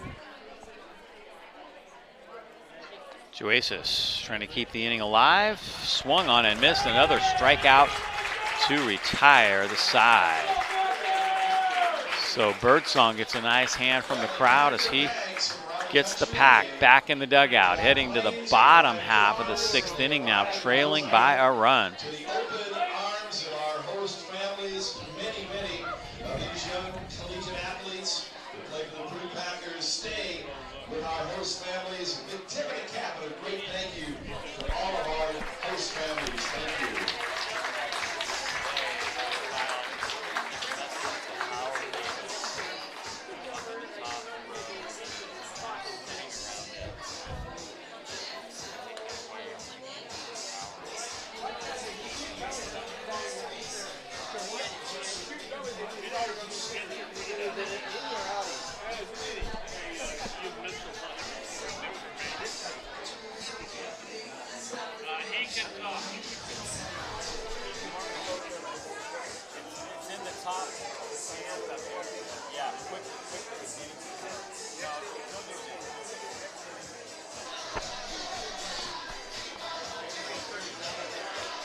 All right, moving along to the bottom of the 6th inning here in the California Collegiate League. Thursday night action. First place, Healdsburg Prune Packers trailing by a run.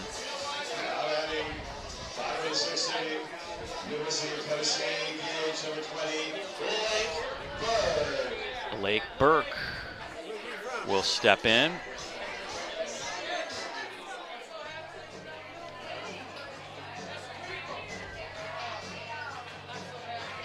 Dickey staying out to pitch his 6th inning here in Healdsburg. So far done a tremendous job of keeping this Packers offense at bay.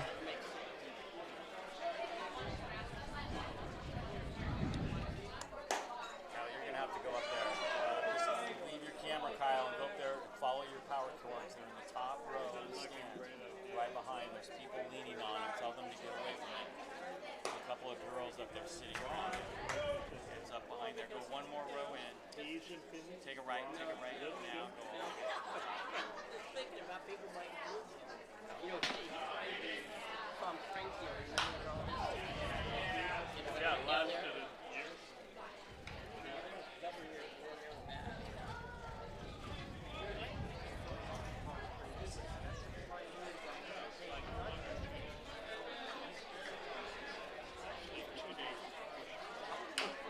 Burke hits a little slow roller. That's going to dribble foul.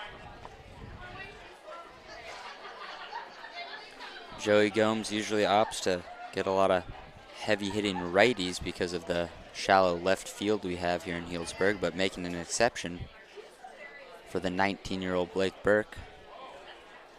Big lefty power bat.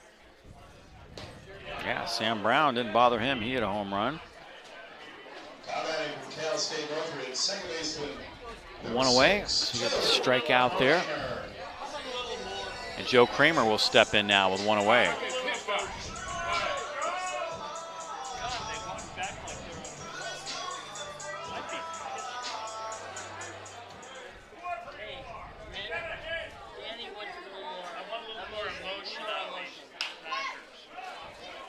This one down the right field line could be trouble, and it's going to fall in. Kramer finding a hole right there.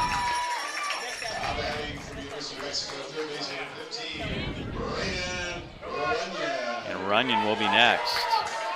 Best spot to hit it in the outfield there in between multiple defenders. Yeah, just kind of a little looper. Found a hole. First base, second base, right field, all kind of converging on it. Second baseman had a pretty good shot at it. Runner aboard for the Packers. 7th hit for Healdsburg. Runyon at the plate. Good guy to have up in this situation. RBI man.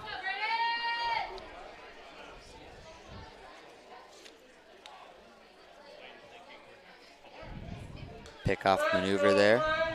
Keep Kramer honest there at first. Yeah, Kramer runs well, so he's definitely a guy that could try to steal a base right here, representing the tying run. Some home crowd support from the fans here. Runyon takes a big swing at it. Trying to give the Packers the lead with one swing of the bat. He's the guy that's capable of doing that. 25 runs batted in on the year.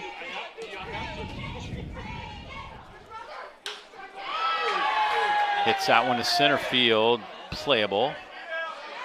Lampard has it. 2 away.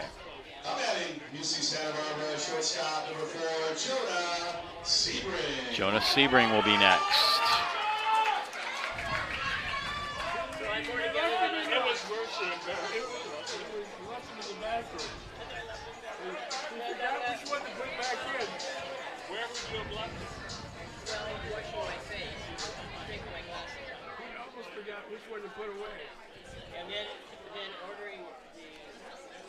Sebring takes high for a ball. Sebring struggling thus far with that changeup. Yeah, Dickey's done a nice job holding the lead here into the 6th inning. Pick off. I think we ought to establish a haircut policy for the league. For certain members, that's one. Well, no, for all of them.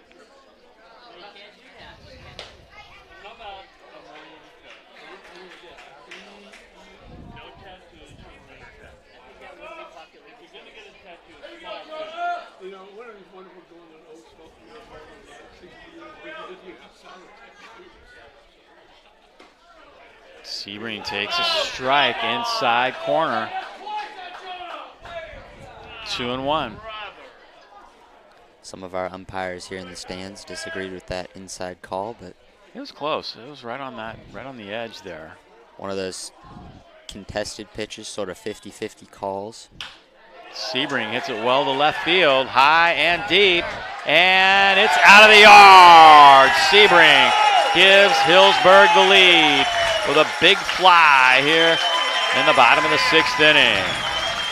Finally finding a pitch that was just right for him. Absolutely pieced that to left field. And the Packers are ahead now, 5-4.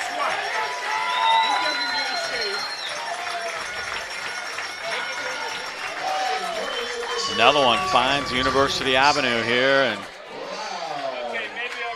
Sebring makes it 5-4.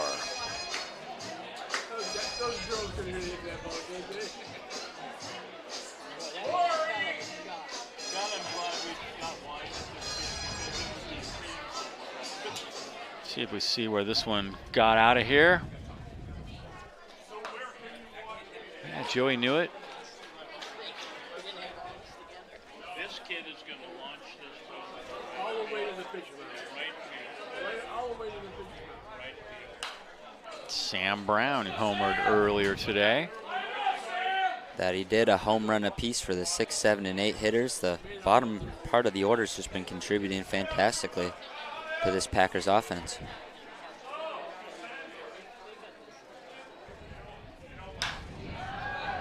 And Brown hits one into the left center field area, and I believe the left fielder got that Sharpio. Wow. Not an easy play. The Packers now have the lead as they go big fly in the bottom of the 6th inning. And we will head to the 7th inning now. Healdsburg with the lead. And these Packers, you know, they're a team that can score in many ways, but this game definitely relying on that home run ball, contributing to 4 of their 5 runs. And Birdsong now in line to get the win. He's really done his job. As we head to the top of the 7th inning.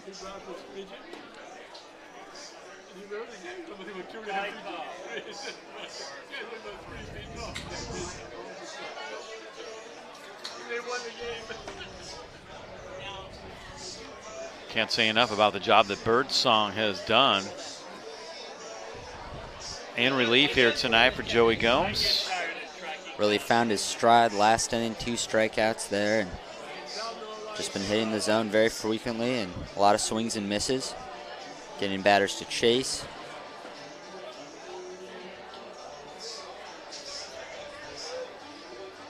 Very important relief performance from Birdsong here.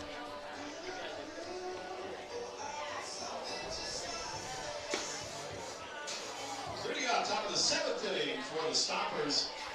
From Cap Holly Center, whistle number 15, Michael Bell. Michael Bell will step in now.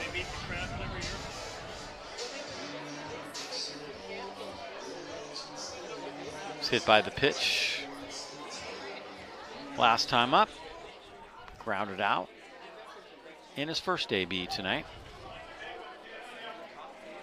Birdsong looks to put another 0. Now pitching with the lead, and he gets the strike.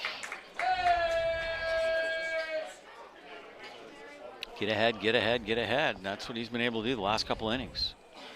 And it's been a big improvement from some of those at-bats where he was getting behind in the count. Now he's just jumping on these batters and making quick work of them. Bouncer to third. Runyon's throw gets away at first. Oh my goodness, that hurt.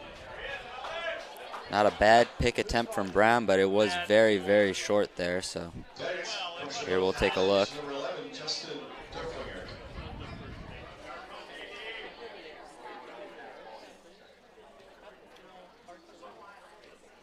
So that puts the runner at second. First error of the ball game.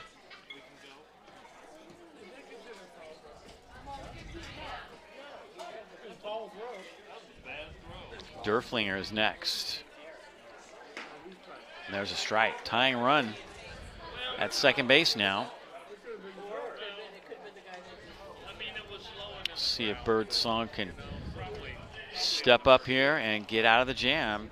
Derflinger tries to move that runner along. Quickly falls behind 0-2. That can be a little disappointing there for Birdsong, doing everything right and just not getting that out from his defense, especially after just securing the lead. And Derflinger goes down on strikes quickly. 1, 2, 3. Big out right there. Back to the top of the order. Alex Leopard.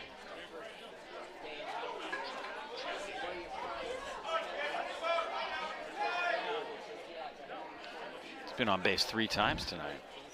Top of the order has been seeing the ball really well. It's not going to be an easy play. Sam Brown has it, flips to Birdsong, and he gets there. Wow. Brilliant timing from all the players involved there.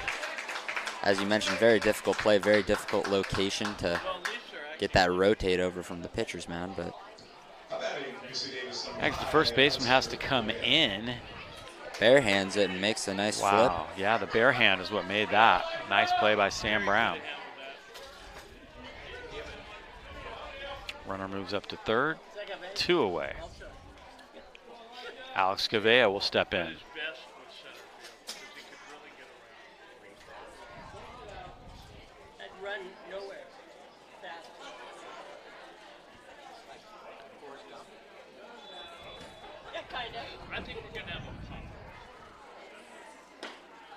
And there's a strike. Continues this fantastic pattern of getting that first pitch strike. Birdsong just not letting the runner on third there distract him, just continuing to put in the work. 0-2 to Gavea. Gavea out of UC Davis. And for his first hit of the day, did reach after being hit by the pitch in his second at-bat of the night. Been a big trend from this top of the order here. This couple first batters just getting on base, getting these free 90s, but now the Packers a whole new look. Got him swinging, big out. Strike 3. Birdsong strands the runner here as we head to the 7th inning stretch. And the Packers have Joe Gilera.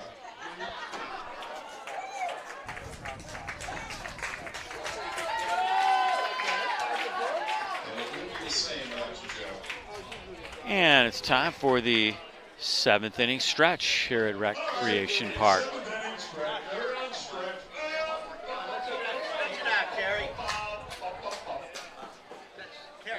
Brenda sing. If you can't sing, you can do 1, 2, 3. You're out, but this is okay.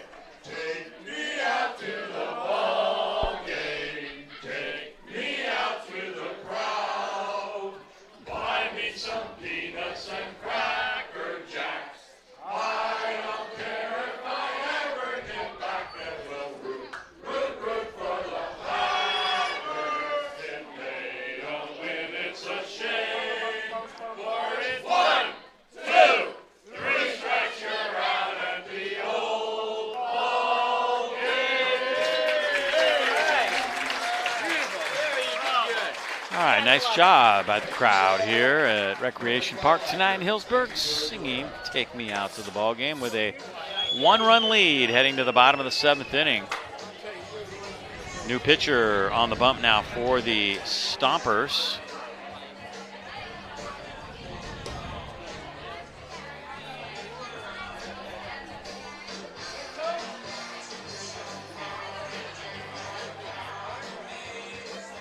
Hayden Cruz out of Sac City, who will come on to pitch now. Cruz is 0-1. He's only worked 4 innings. Walked 7, struck out 3. Bottom of the 7th inning is our last call. Bottom of the 7th inning. All of our concessions, merchandise close at the end of 7. Dave Cox and Andy Camel bringing you the action here tonight.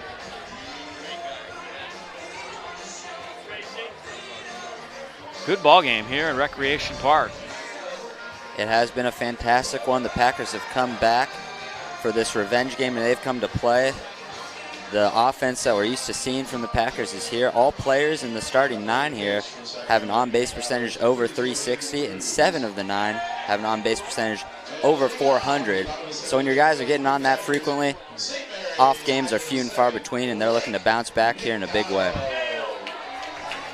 Blake McDonald, who homered in his first at-bat of the night, got the party started, so to speak, out of St. Mary's. Local product out of Montgomery High School and Santa Rosa American Little League.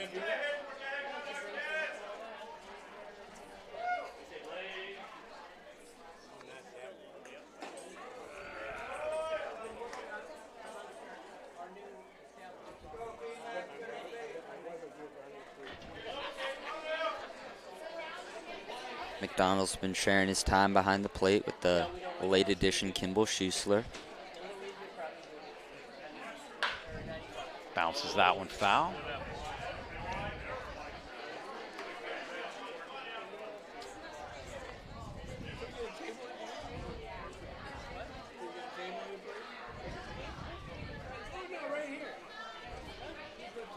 Are you still working out the details? What do you mean? You want to have a table right out here? Right in between the pitcher and home plate. Have you ever tried to? 0-2 to McDonald. Cruz bounces that one. Easy take from McDonald here. Bottom of the 7th inning. Pack looking to add some insurance. We go to the late innings.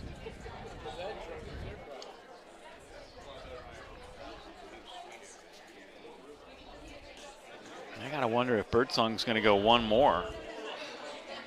We'll see. He has been the real stability here on the mound and just being able to hold the Stompers at bay for, quite frankly, 4 innings. And so I could see them continuing to extend him. He's gotten a lot of Ks, a lot of quick 3-pitch Ks. So 2-2. McDonald fouls that one off at the plate. Had to go way down to get that one. I think we ought to just work on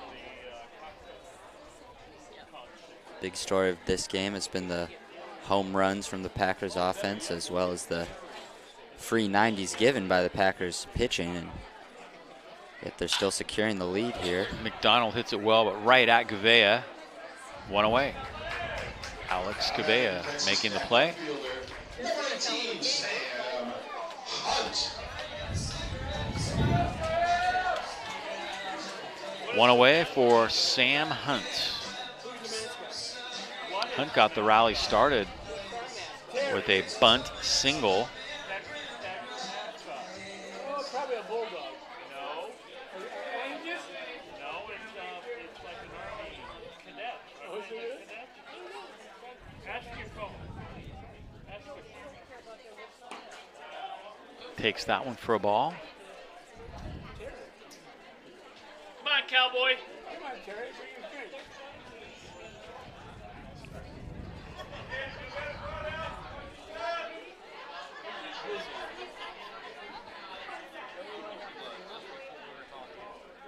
Cruz with a fastball, fouled straight back.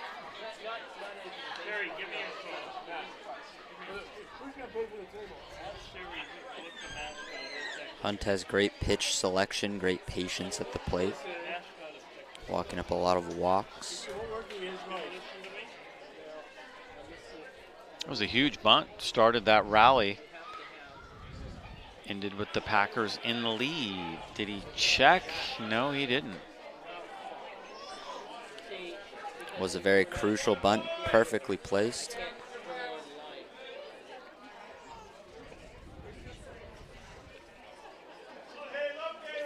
See if he was able to hold up here. Apparently not. Pretty cut and dry. Yeah. And he takes strike 3. 2 away. A little bit of a delayed call there. I think Hunt thought that was up and out, but either way, going back to the bench with his second K of the game. Top of the order, Holcraft.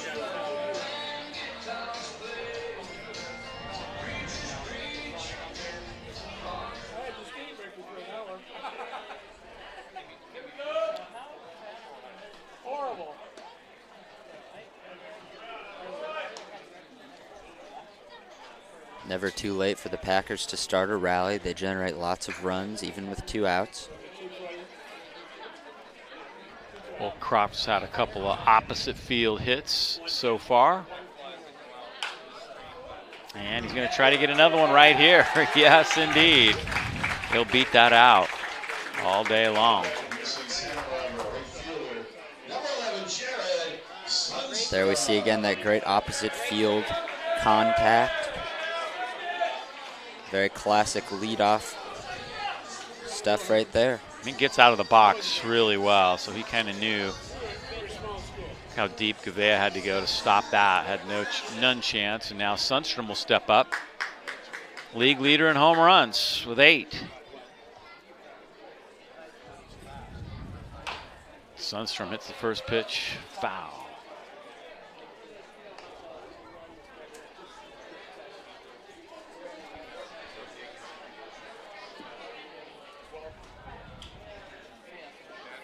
As we know, Sundstrom, a great power bat, but still finds himself more towards the top of the order. A lot of leadoff games, a lot of leadoff starts. He runs well, hits for average, hits for power. He's done a nice job in right field this year, too. He'll be a nice addition to the UC Santa Barbara lineup next year. Cole Croft, of course, a threat to steal. He's got great plus speed, great jump. Got caught stealing earlier this game. See if that holds him. Breaking ball, that's a strike from Cruz. Did Doug say he held the state record? No, he said he didn't.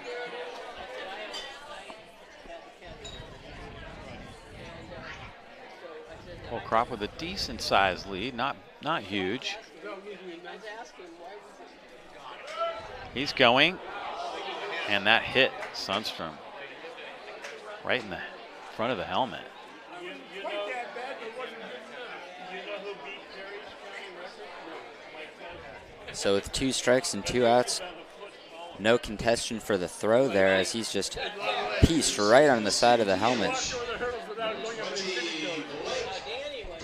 He's all right. You see now why players opt to use the chin guard way more frequently than they used to. 2 on.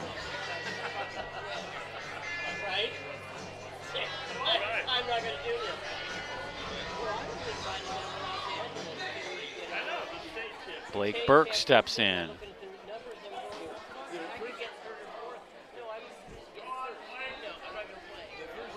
Two outs, 2 on. You mentioned it. Team very capable of producing runs with 2 outs, and that's what they're trying to do right here.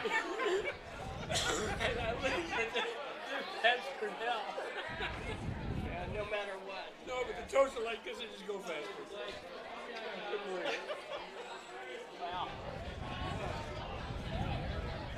Okay, where is this guy from? Let's look at what was the college? Burke out of the University of Tennessee. Runners are going to move up on that one.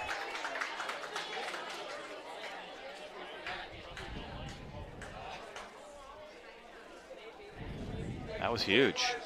That was a big change of situation there. Burke now just needs a hit to score 1, maybe 2, and get some insurance here for the Packers pitching.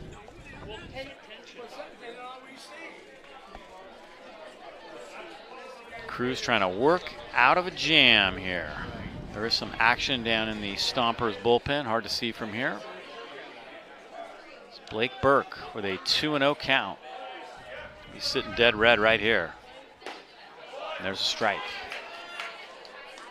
Perhaps taking all the way.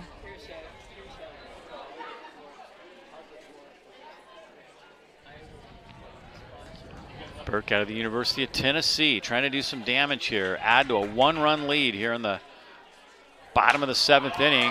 Burke goes opposite way, foul. Straighten it out, Blake! Straighten it out!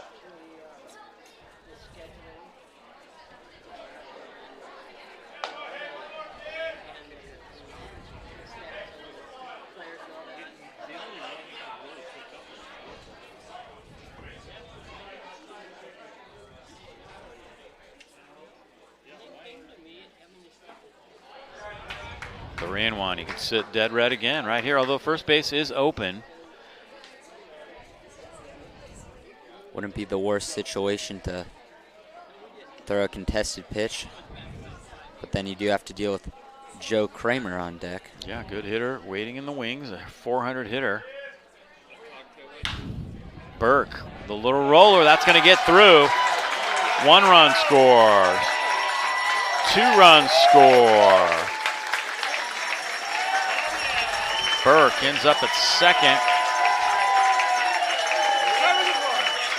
as the Packers get their 10th hit and add to the lead.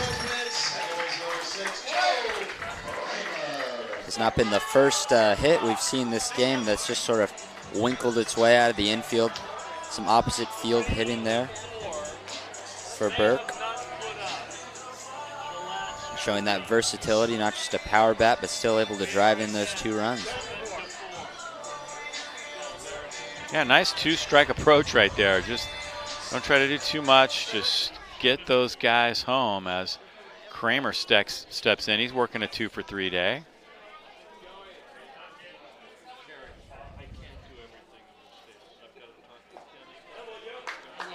Packers with 7 runs on 10 hits now.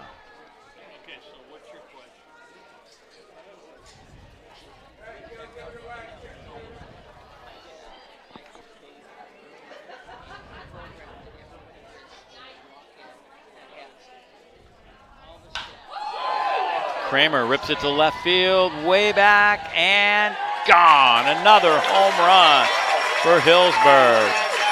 Kramer goes deep.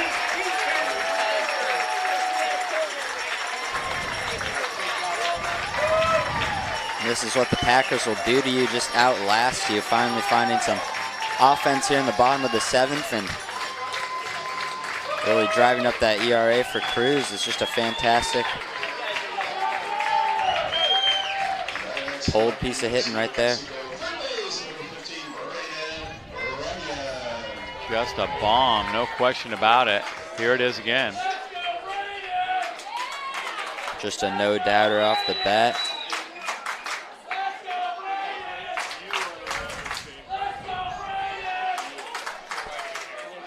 Braden Runyon is next. 11 hits now for the Packers. 1-run lead is now a 5-run lead. All of these runs have been generated with 2 outs on the board. Yeah, what a 2-out rally. Cruz was 1 strike away from getting out of this altogether before Burke drove in 2 with a single to left. Followed up by that 2-run shot from Kramer, the middle of the order doing their job here now. And that's the problem with this Packers offense. Everywhere in the lineup can get something going. So with 2 outs, doesn't matter the situation. Always hungry, always striving to put more runs on the board. Yeah, and that has really been the case tonight. They've generated offense up and down the lineup as Runyon drills one back up the middle. That's a solid base hit.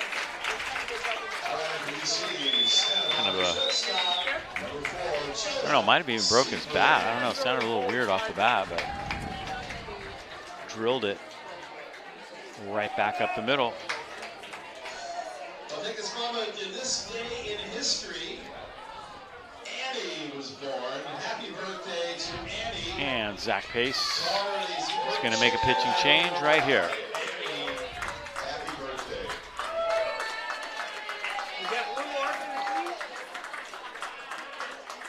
Cruz departs.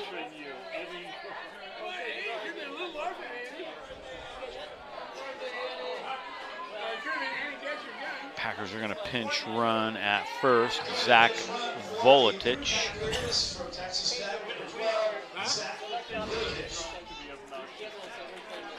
Voletich will run. New pitcher.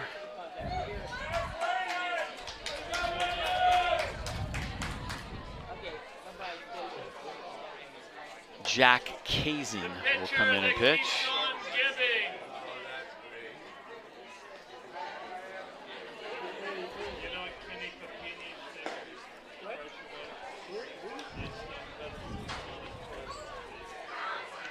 Big late rally here for the Packers. They trailed by 1 going into the bottom of the 6th inning. Nice rally, and then this really nice 2-out rally. See Kazan's numbers on the air.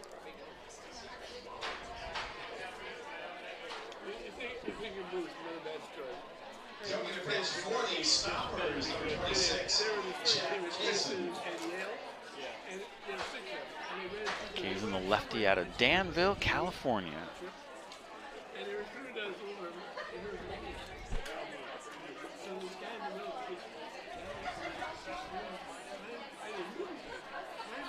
And it just has been a fantastic rally. The Packers bullpen so far outlasting the Stompers here. Birdsong coming out in the 4th inning and has looked fantastic since. Yeah, the question is who's going to get the ball. I think it makes the decision a little easier now. You don't feel quite so bad if you do decide to pull Birdsong with a 5-run lead. If it was still a 1-run game, Joey might be a little nervous about making that decision. Yeah, that's the insurance that you want, to put anyone you need out on the mound to get that more comfortable approach. And we'll see what he goes with at the top of the 8th. But for now, here's Jonah Sebring.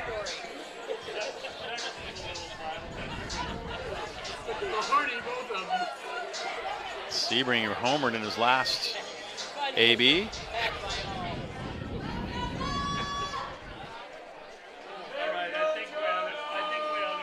Nice 2-run shot pulled. Been doing his job for this Packers offense.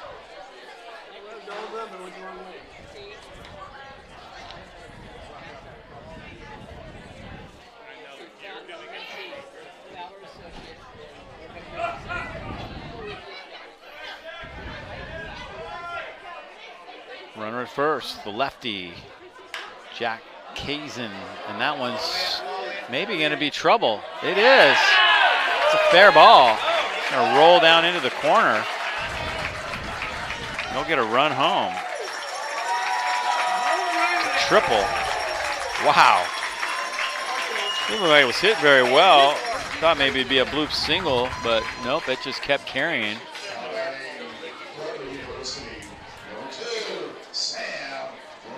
Check out if we can see where this one ends up. Down into that corner. See him finally picking it up way down there. Some nice down the line hitting there from Jonah with the stand-up triple. Tacking on another run here. Here he is hitting second. He's going, I'm getting 3 out of this. No doubt. Sam Brown hits one to first base. Step on the bag, and the inning is over. But not until Healdsburg adds to the lead. And we are now going to the 8th inning, and the Packers have opened it up a little bit here. They lead it now 10-4. How about that? First time that they've been at 500 in their 53-year history. 4,272 wins, 4,272 losses on this day in baseball history, July 7, 2014. New pitcher coming in now for Healdsburg.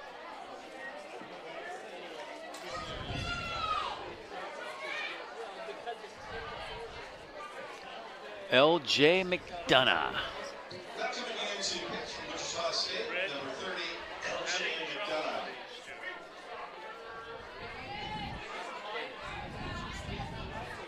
McDonough coming in the 8th with a nice comfortable lead. Man, he's a great 8th inning guy. A little funky. See if he can keep the Stompers off balance. Kind of has a strange delivery, hides the ball behind him.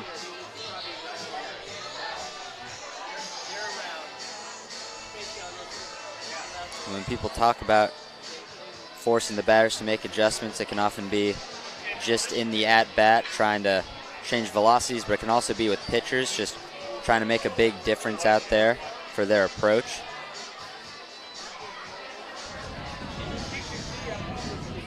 Out of Wichita State.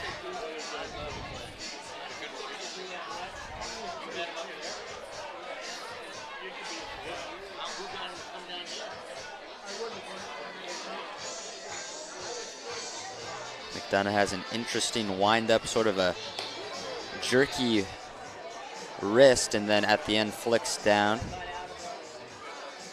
Can be hard to read.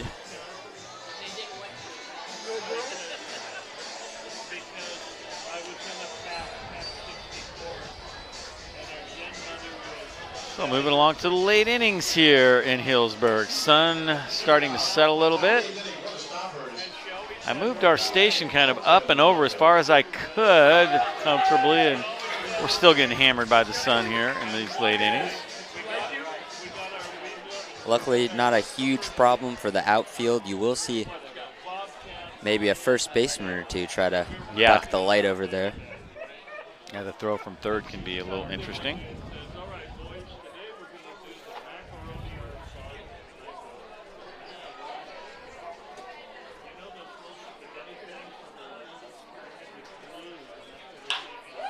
First pitch, hit right to short. Sebring, one pitch, one out. So far, nice quick start from McDonough. Getting Lamonto there in one pitch. Connor Sharpia will be next. She always said Curlis is always smoking, you know. What happened to her? And Sharpio's hit. Oh my goodness. What?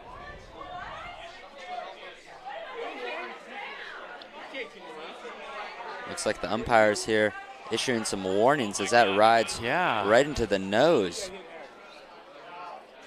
We'll see if that drew blood.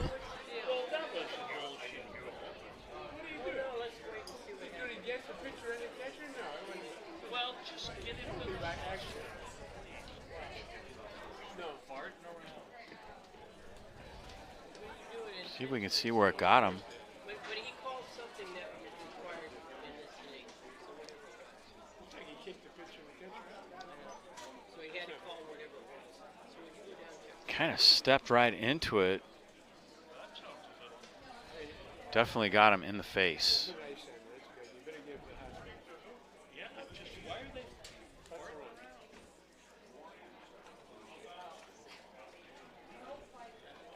See, he's opened up somewhere on the face.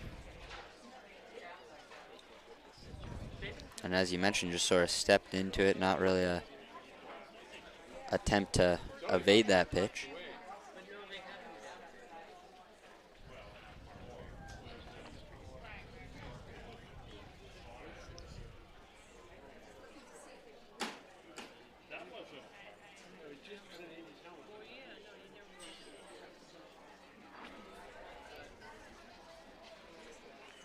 Scary moment. Looks like they've got some ice there on the field. Yeah.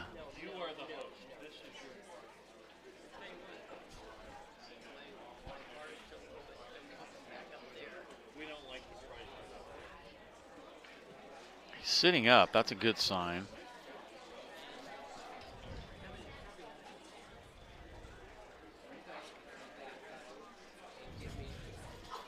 And it looks like they're getting him up here. Wow.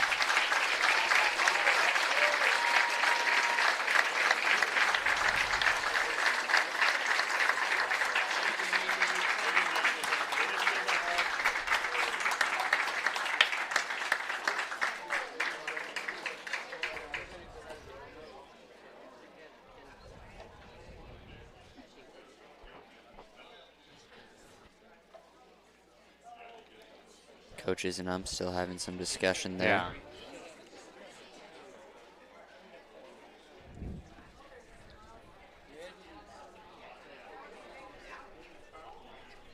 What'd they do?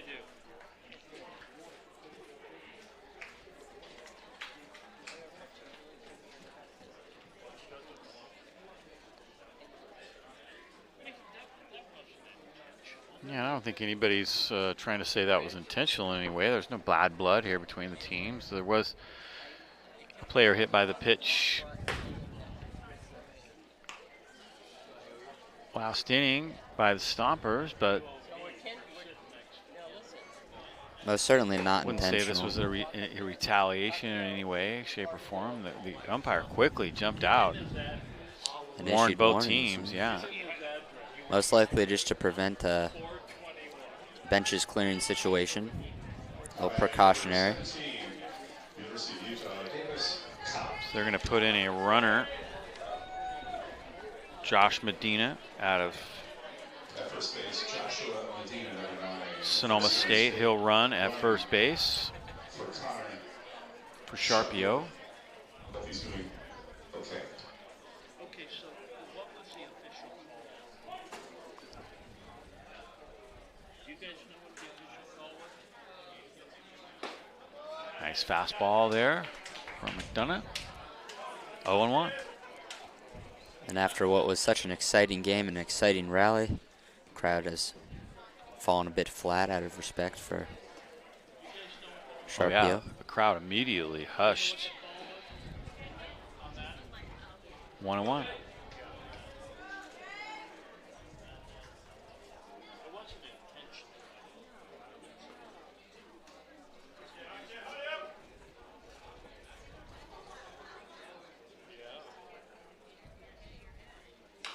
That one's fouled straight back.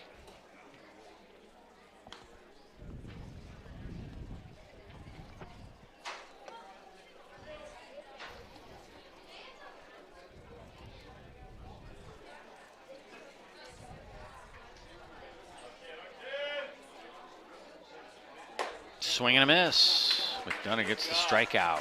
2 away. Got him chasing the high cheddar there. He's got a very interesting release. It can be hard to see where exactly it's going.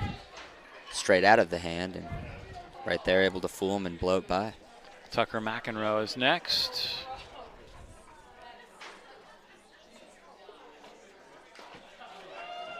He swings and misses. Whiff.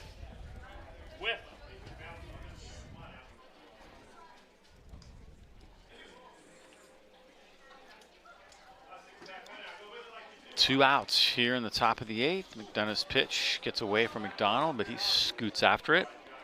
Runner holds.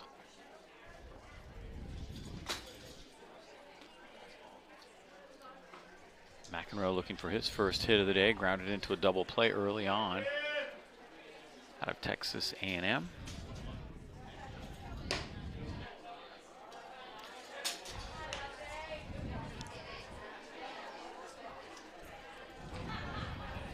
Two and one. McDonough so far working high in the zone. That one just riding a little bit too far up.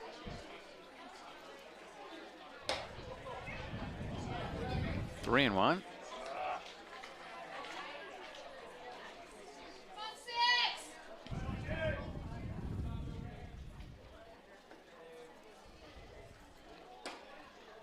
And there's a walk. Walks kind of plagued the Prune Packers early on, one of the reasons why they fell behind. That'll bring up Cameron Joasis.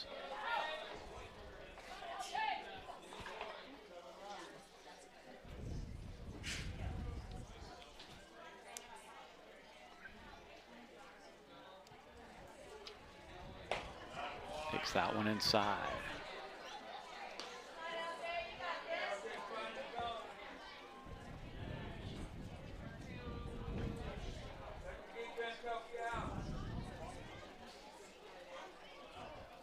Pitch grounded back up the middle. That gets through into center field for a base hit, and this will get a run home. Nice job by Joasis. Get his first hit of the ball game.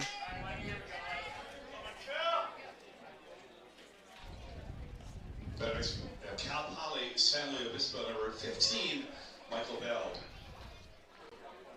Let's take a look at this. Great timing right up the middle, fluid motion. Able to drive in that run, starting to try to make a late game rally here for the Stompers.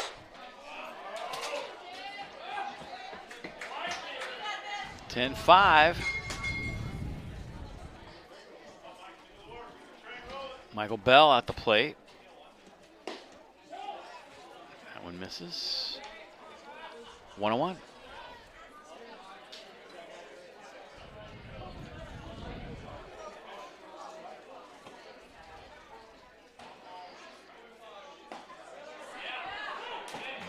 1-2. McDonough 1 pitch away from getting back to the dugout with a nice 5-run cushion.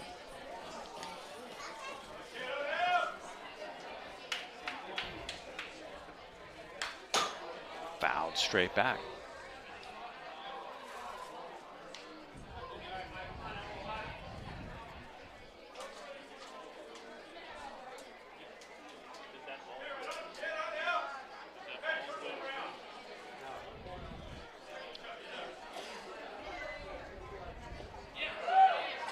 Swing on a miss. Strike 3. Gets out of it.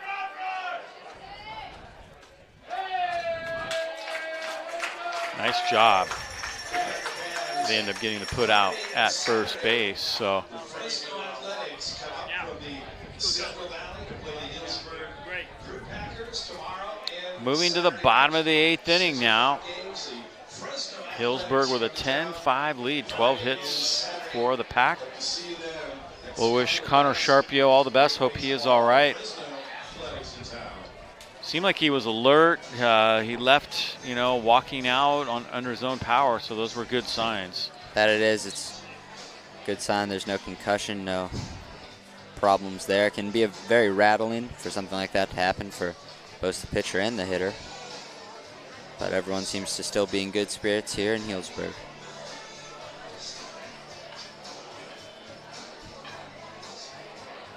Reminder that tonight's game is sponsored by Poppy Bank Epicenter. Great facility here in Sonoma County. Incredible place to bring the family and have a great time.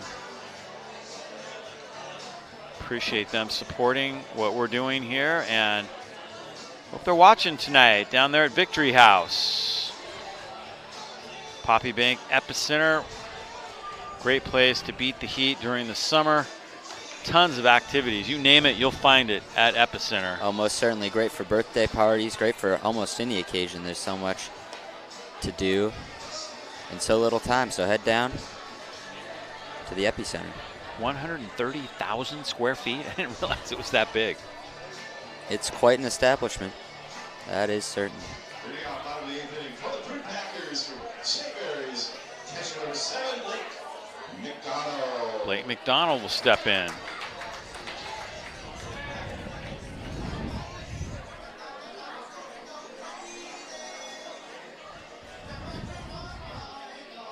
The biggest highlights for the Packers this game was most certainly last inning, where they put up a 5-run, 2-out rally to really pad this lead here.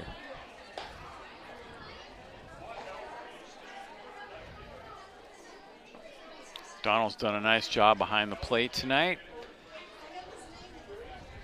Also got the offense going.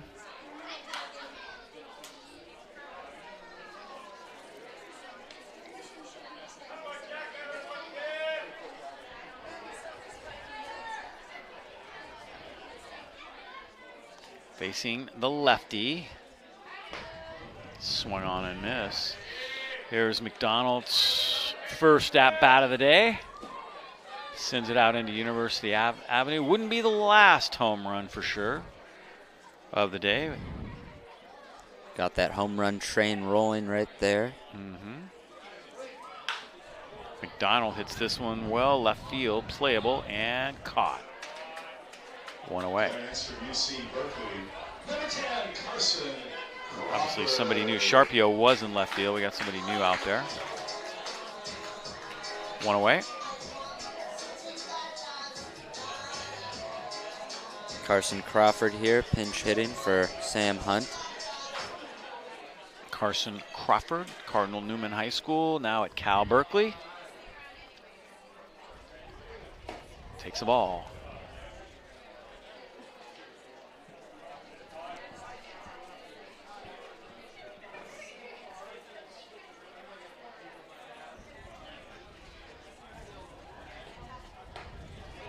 And there's a strike.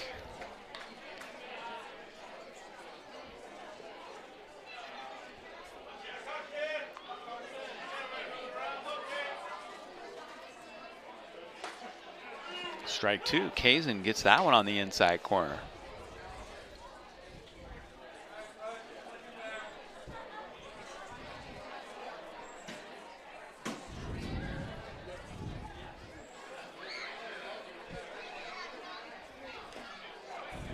stays alive. A little foul tip. Weekend ball games coming up. Fresno A's will be in town. Know anything about the Fresno A's, Andy? Non-league. Not a whole lot. Yeah. No. All I know is that Packers are currently undefeated in non-conference games, so yeah, they'll be looking to continue that streak then. Looking forward to the playoffs in August. That'll be held at Cal Poly San Luis Obispo. The Packers, the defending champions of the CCL. A lot of returning players from that original championship team looking to defend their title. No doubt about that.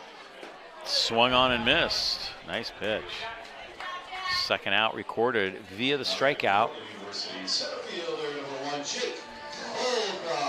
And Jake Holcroft will step in. Been a 3-hit game here for Holcroft, 3 singles.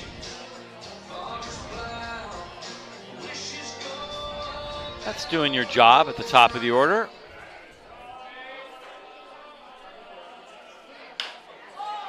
And Holcroft hits this one to second. Side retired. Nice play by Derflinger. And we are moving along to the 9th inning.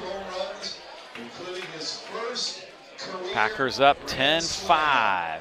In San Francisco, winning pitcher Tim Lincecum striking out 10 over 7 innings for the win. 2010, that little rookie Buster Posey. McDonough's going to try to close this out himself. And again, our featured sponsors The man from Blanchard, Oklahoma. Looking to get a save here in California. Not bad. Appreciate it. The great support we get from the Healdsburg community and beyond. Thank you.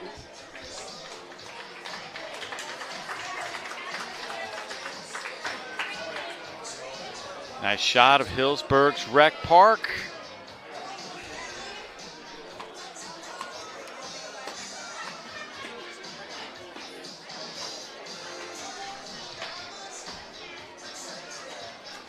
Bat Boy ready to do his job. Got a couple of them in there.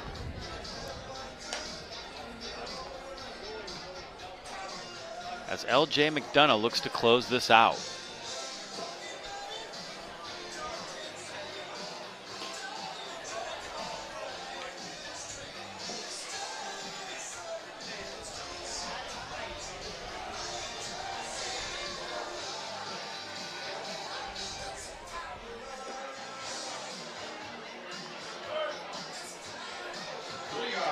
And away we go. For the Stompers from Shiloh College, number 11, Justin Derflinger. Derflinger will lead it off.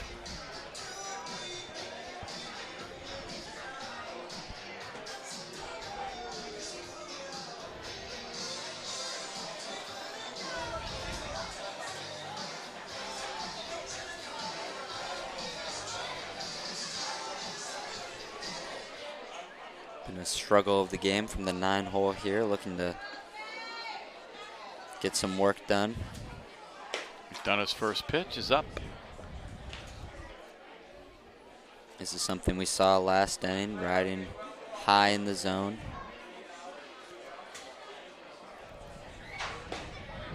And there's a strike.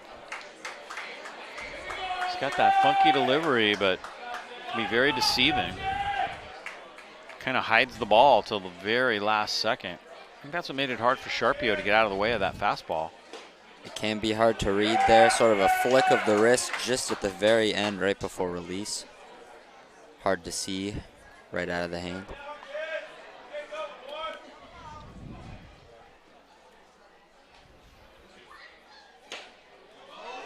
And he got him looking.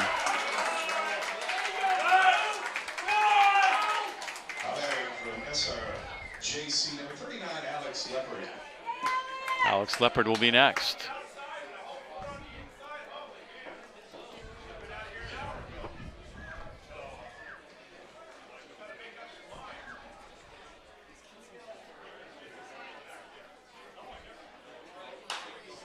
First pitch is fouled off. Leopard at the top of the order has walked a couple times, singled once. Both leadoff guys have had good ball games. He's been doing his job for sure. Only 4 hits in the Stompers team today. And that's got potential. It's fair. Make it 5. Leopard's going to stretch this. And he's in with a double. Just kind of rip this one out the opposite way. Well inside the chalk line. And an easy double. Gavea will step in next.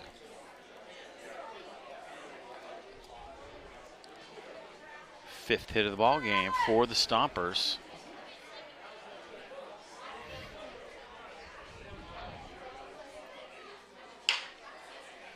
A roller to short. Sebring's been very active today. 2 away. That's a big second out there. Runner moves up to third. Coming to bat from St. Mary's College, number 30, Reese Kent. Kent coming in here to pinch hit for Lamonto, who had 2 walks in the game. Reese Kent out of St. Mary's.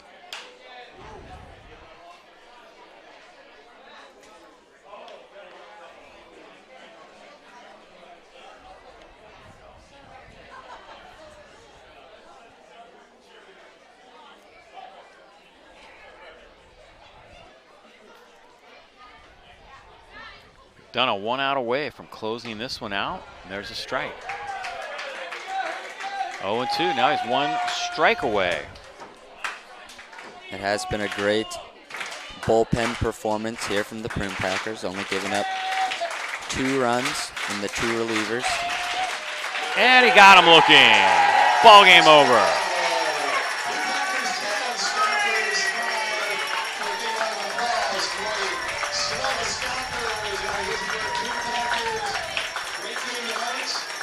Nice win for Healdsburg.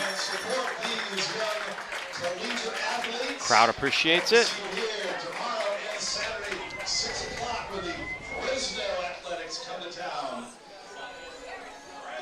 Wasn't always pretty in this one, but definitely got the job done. The big fly was the story. How many home runs do we have? 4? I believe that is correct. A lot of them coming from the bottom of the order there. Yeah, we had Sam Brown. We had Sebring hit one out. Sam Brown, Sebring, McDonald, and Kramer for 4 home runs for the Packers. Nice. Well, Andy, thank you for joining me. Look forward to seeing you again soon. Have a fun weekend with the Fresno A's coming to town. We'll be back again later in July. We'll have a couple more games for you here. Looking forward to those as the Packers try to close out the CCL with the regular season South lead and set themselves up for playoffs, which are going to be exciting. And we're hoping maybe to even bring some playoff games to you later on in August. So this one's a final.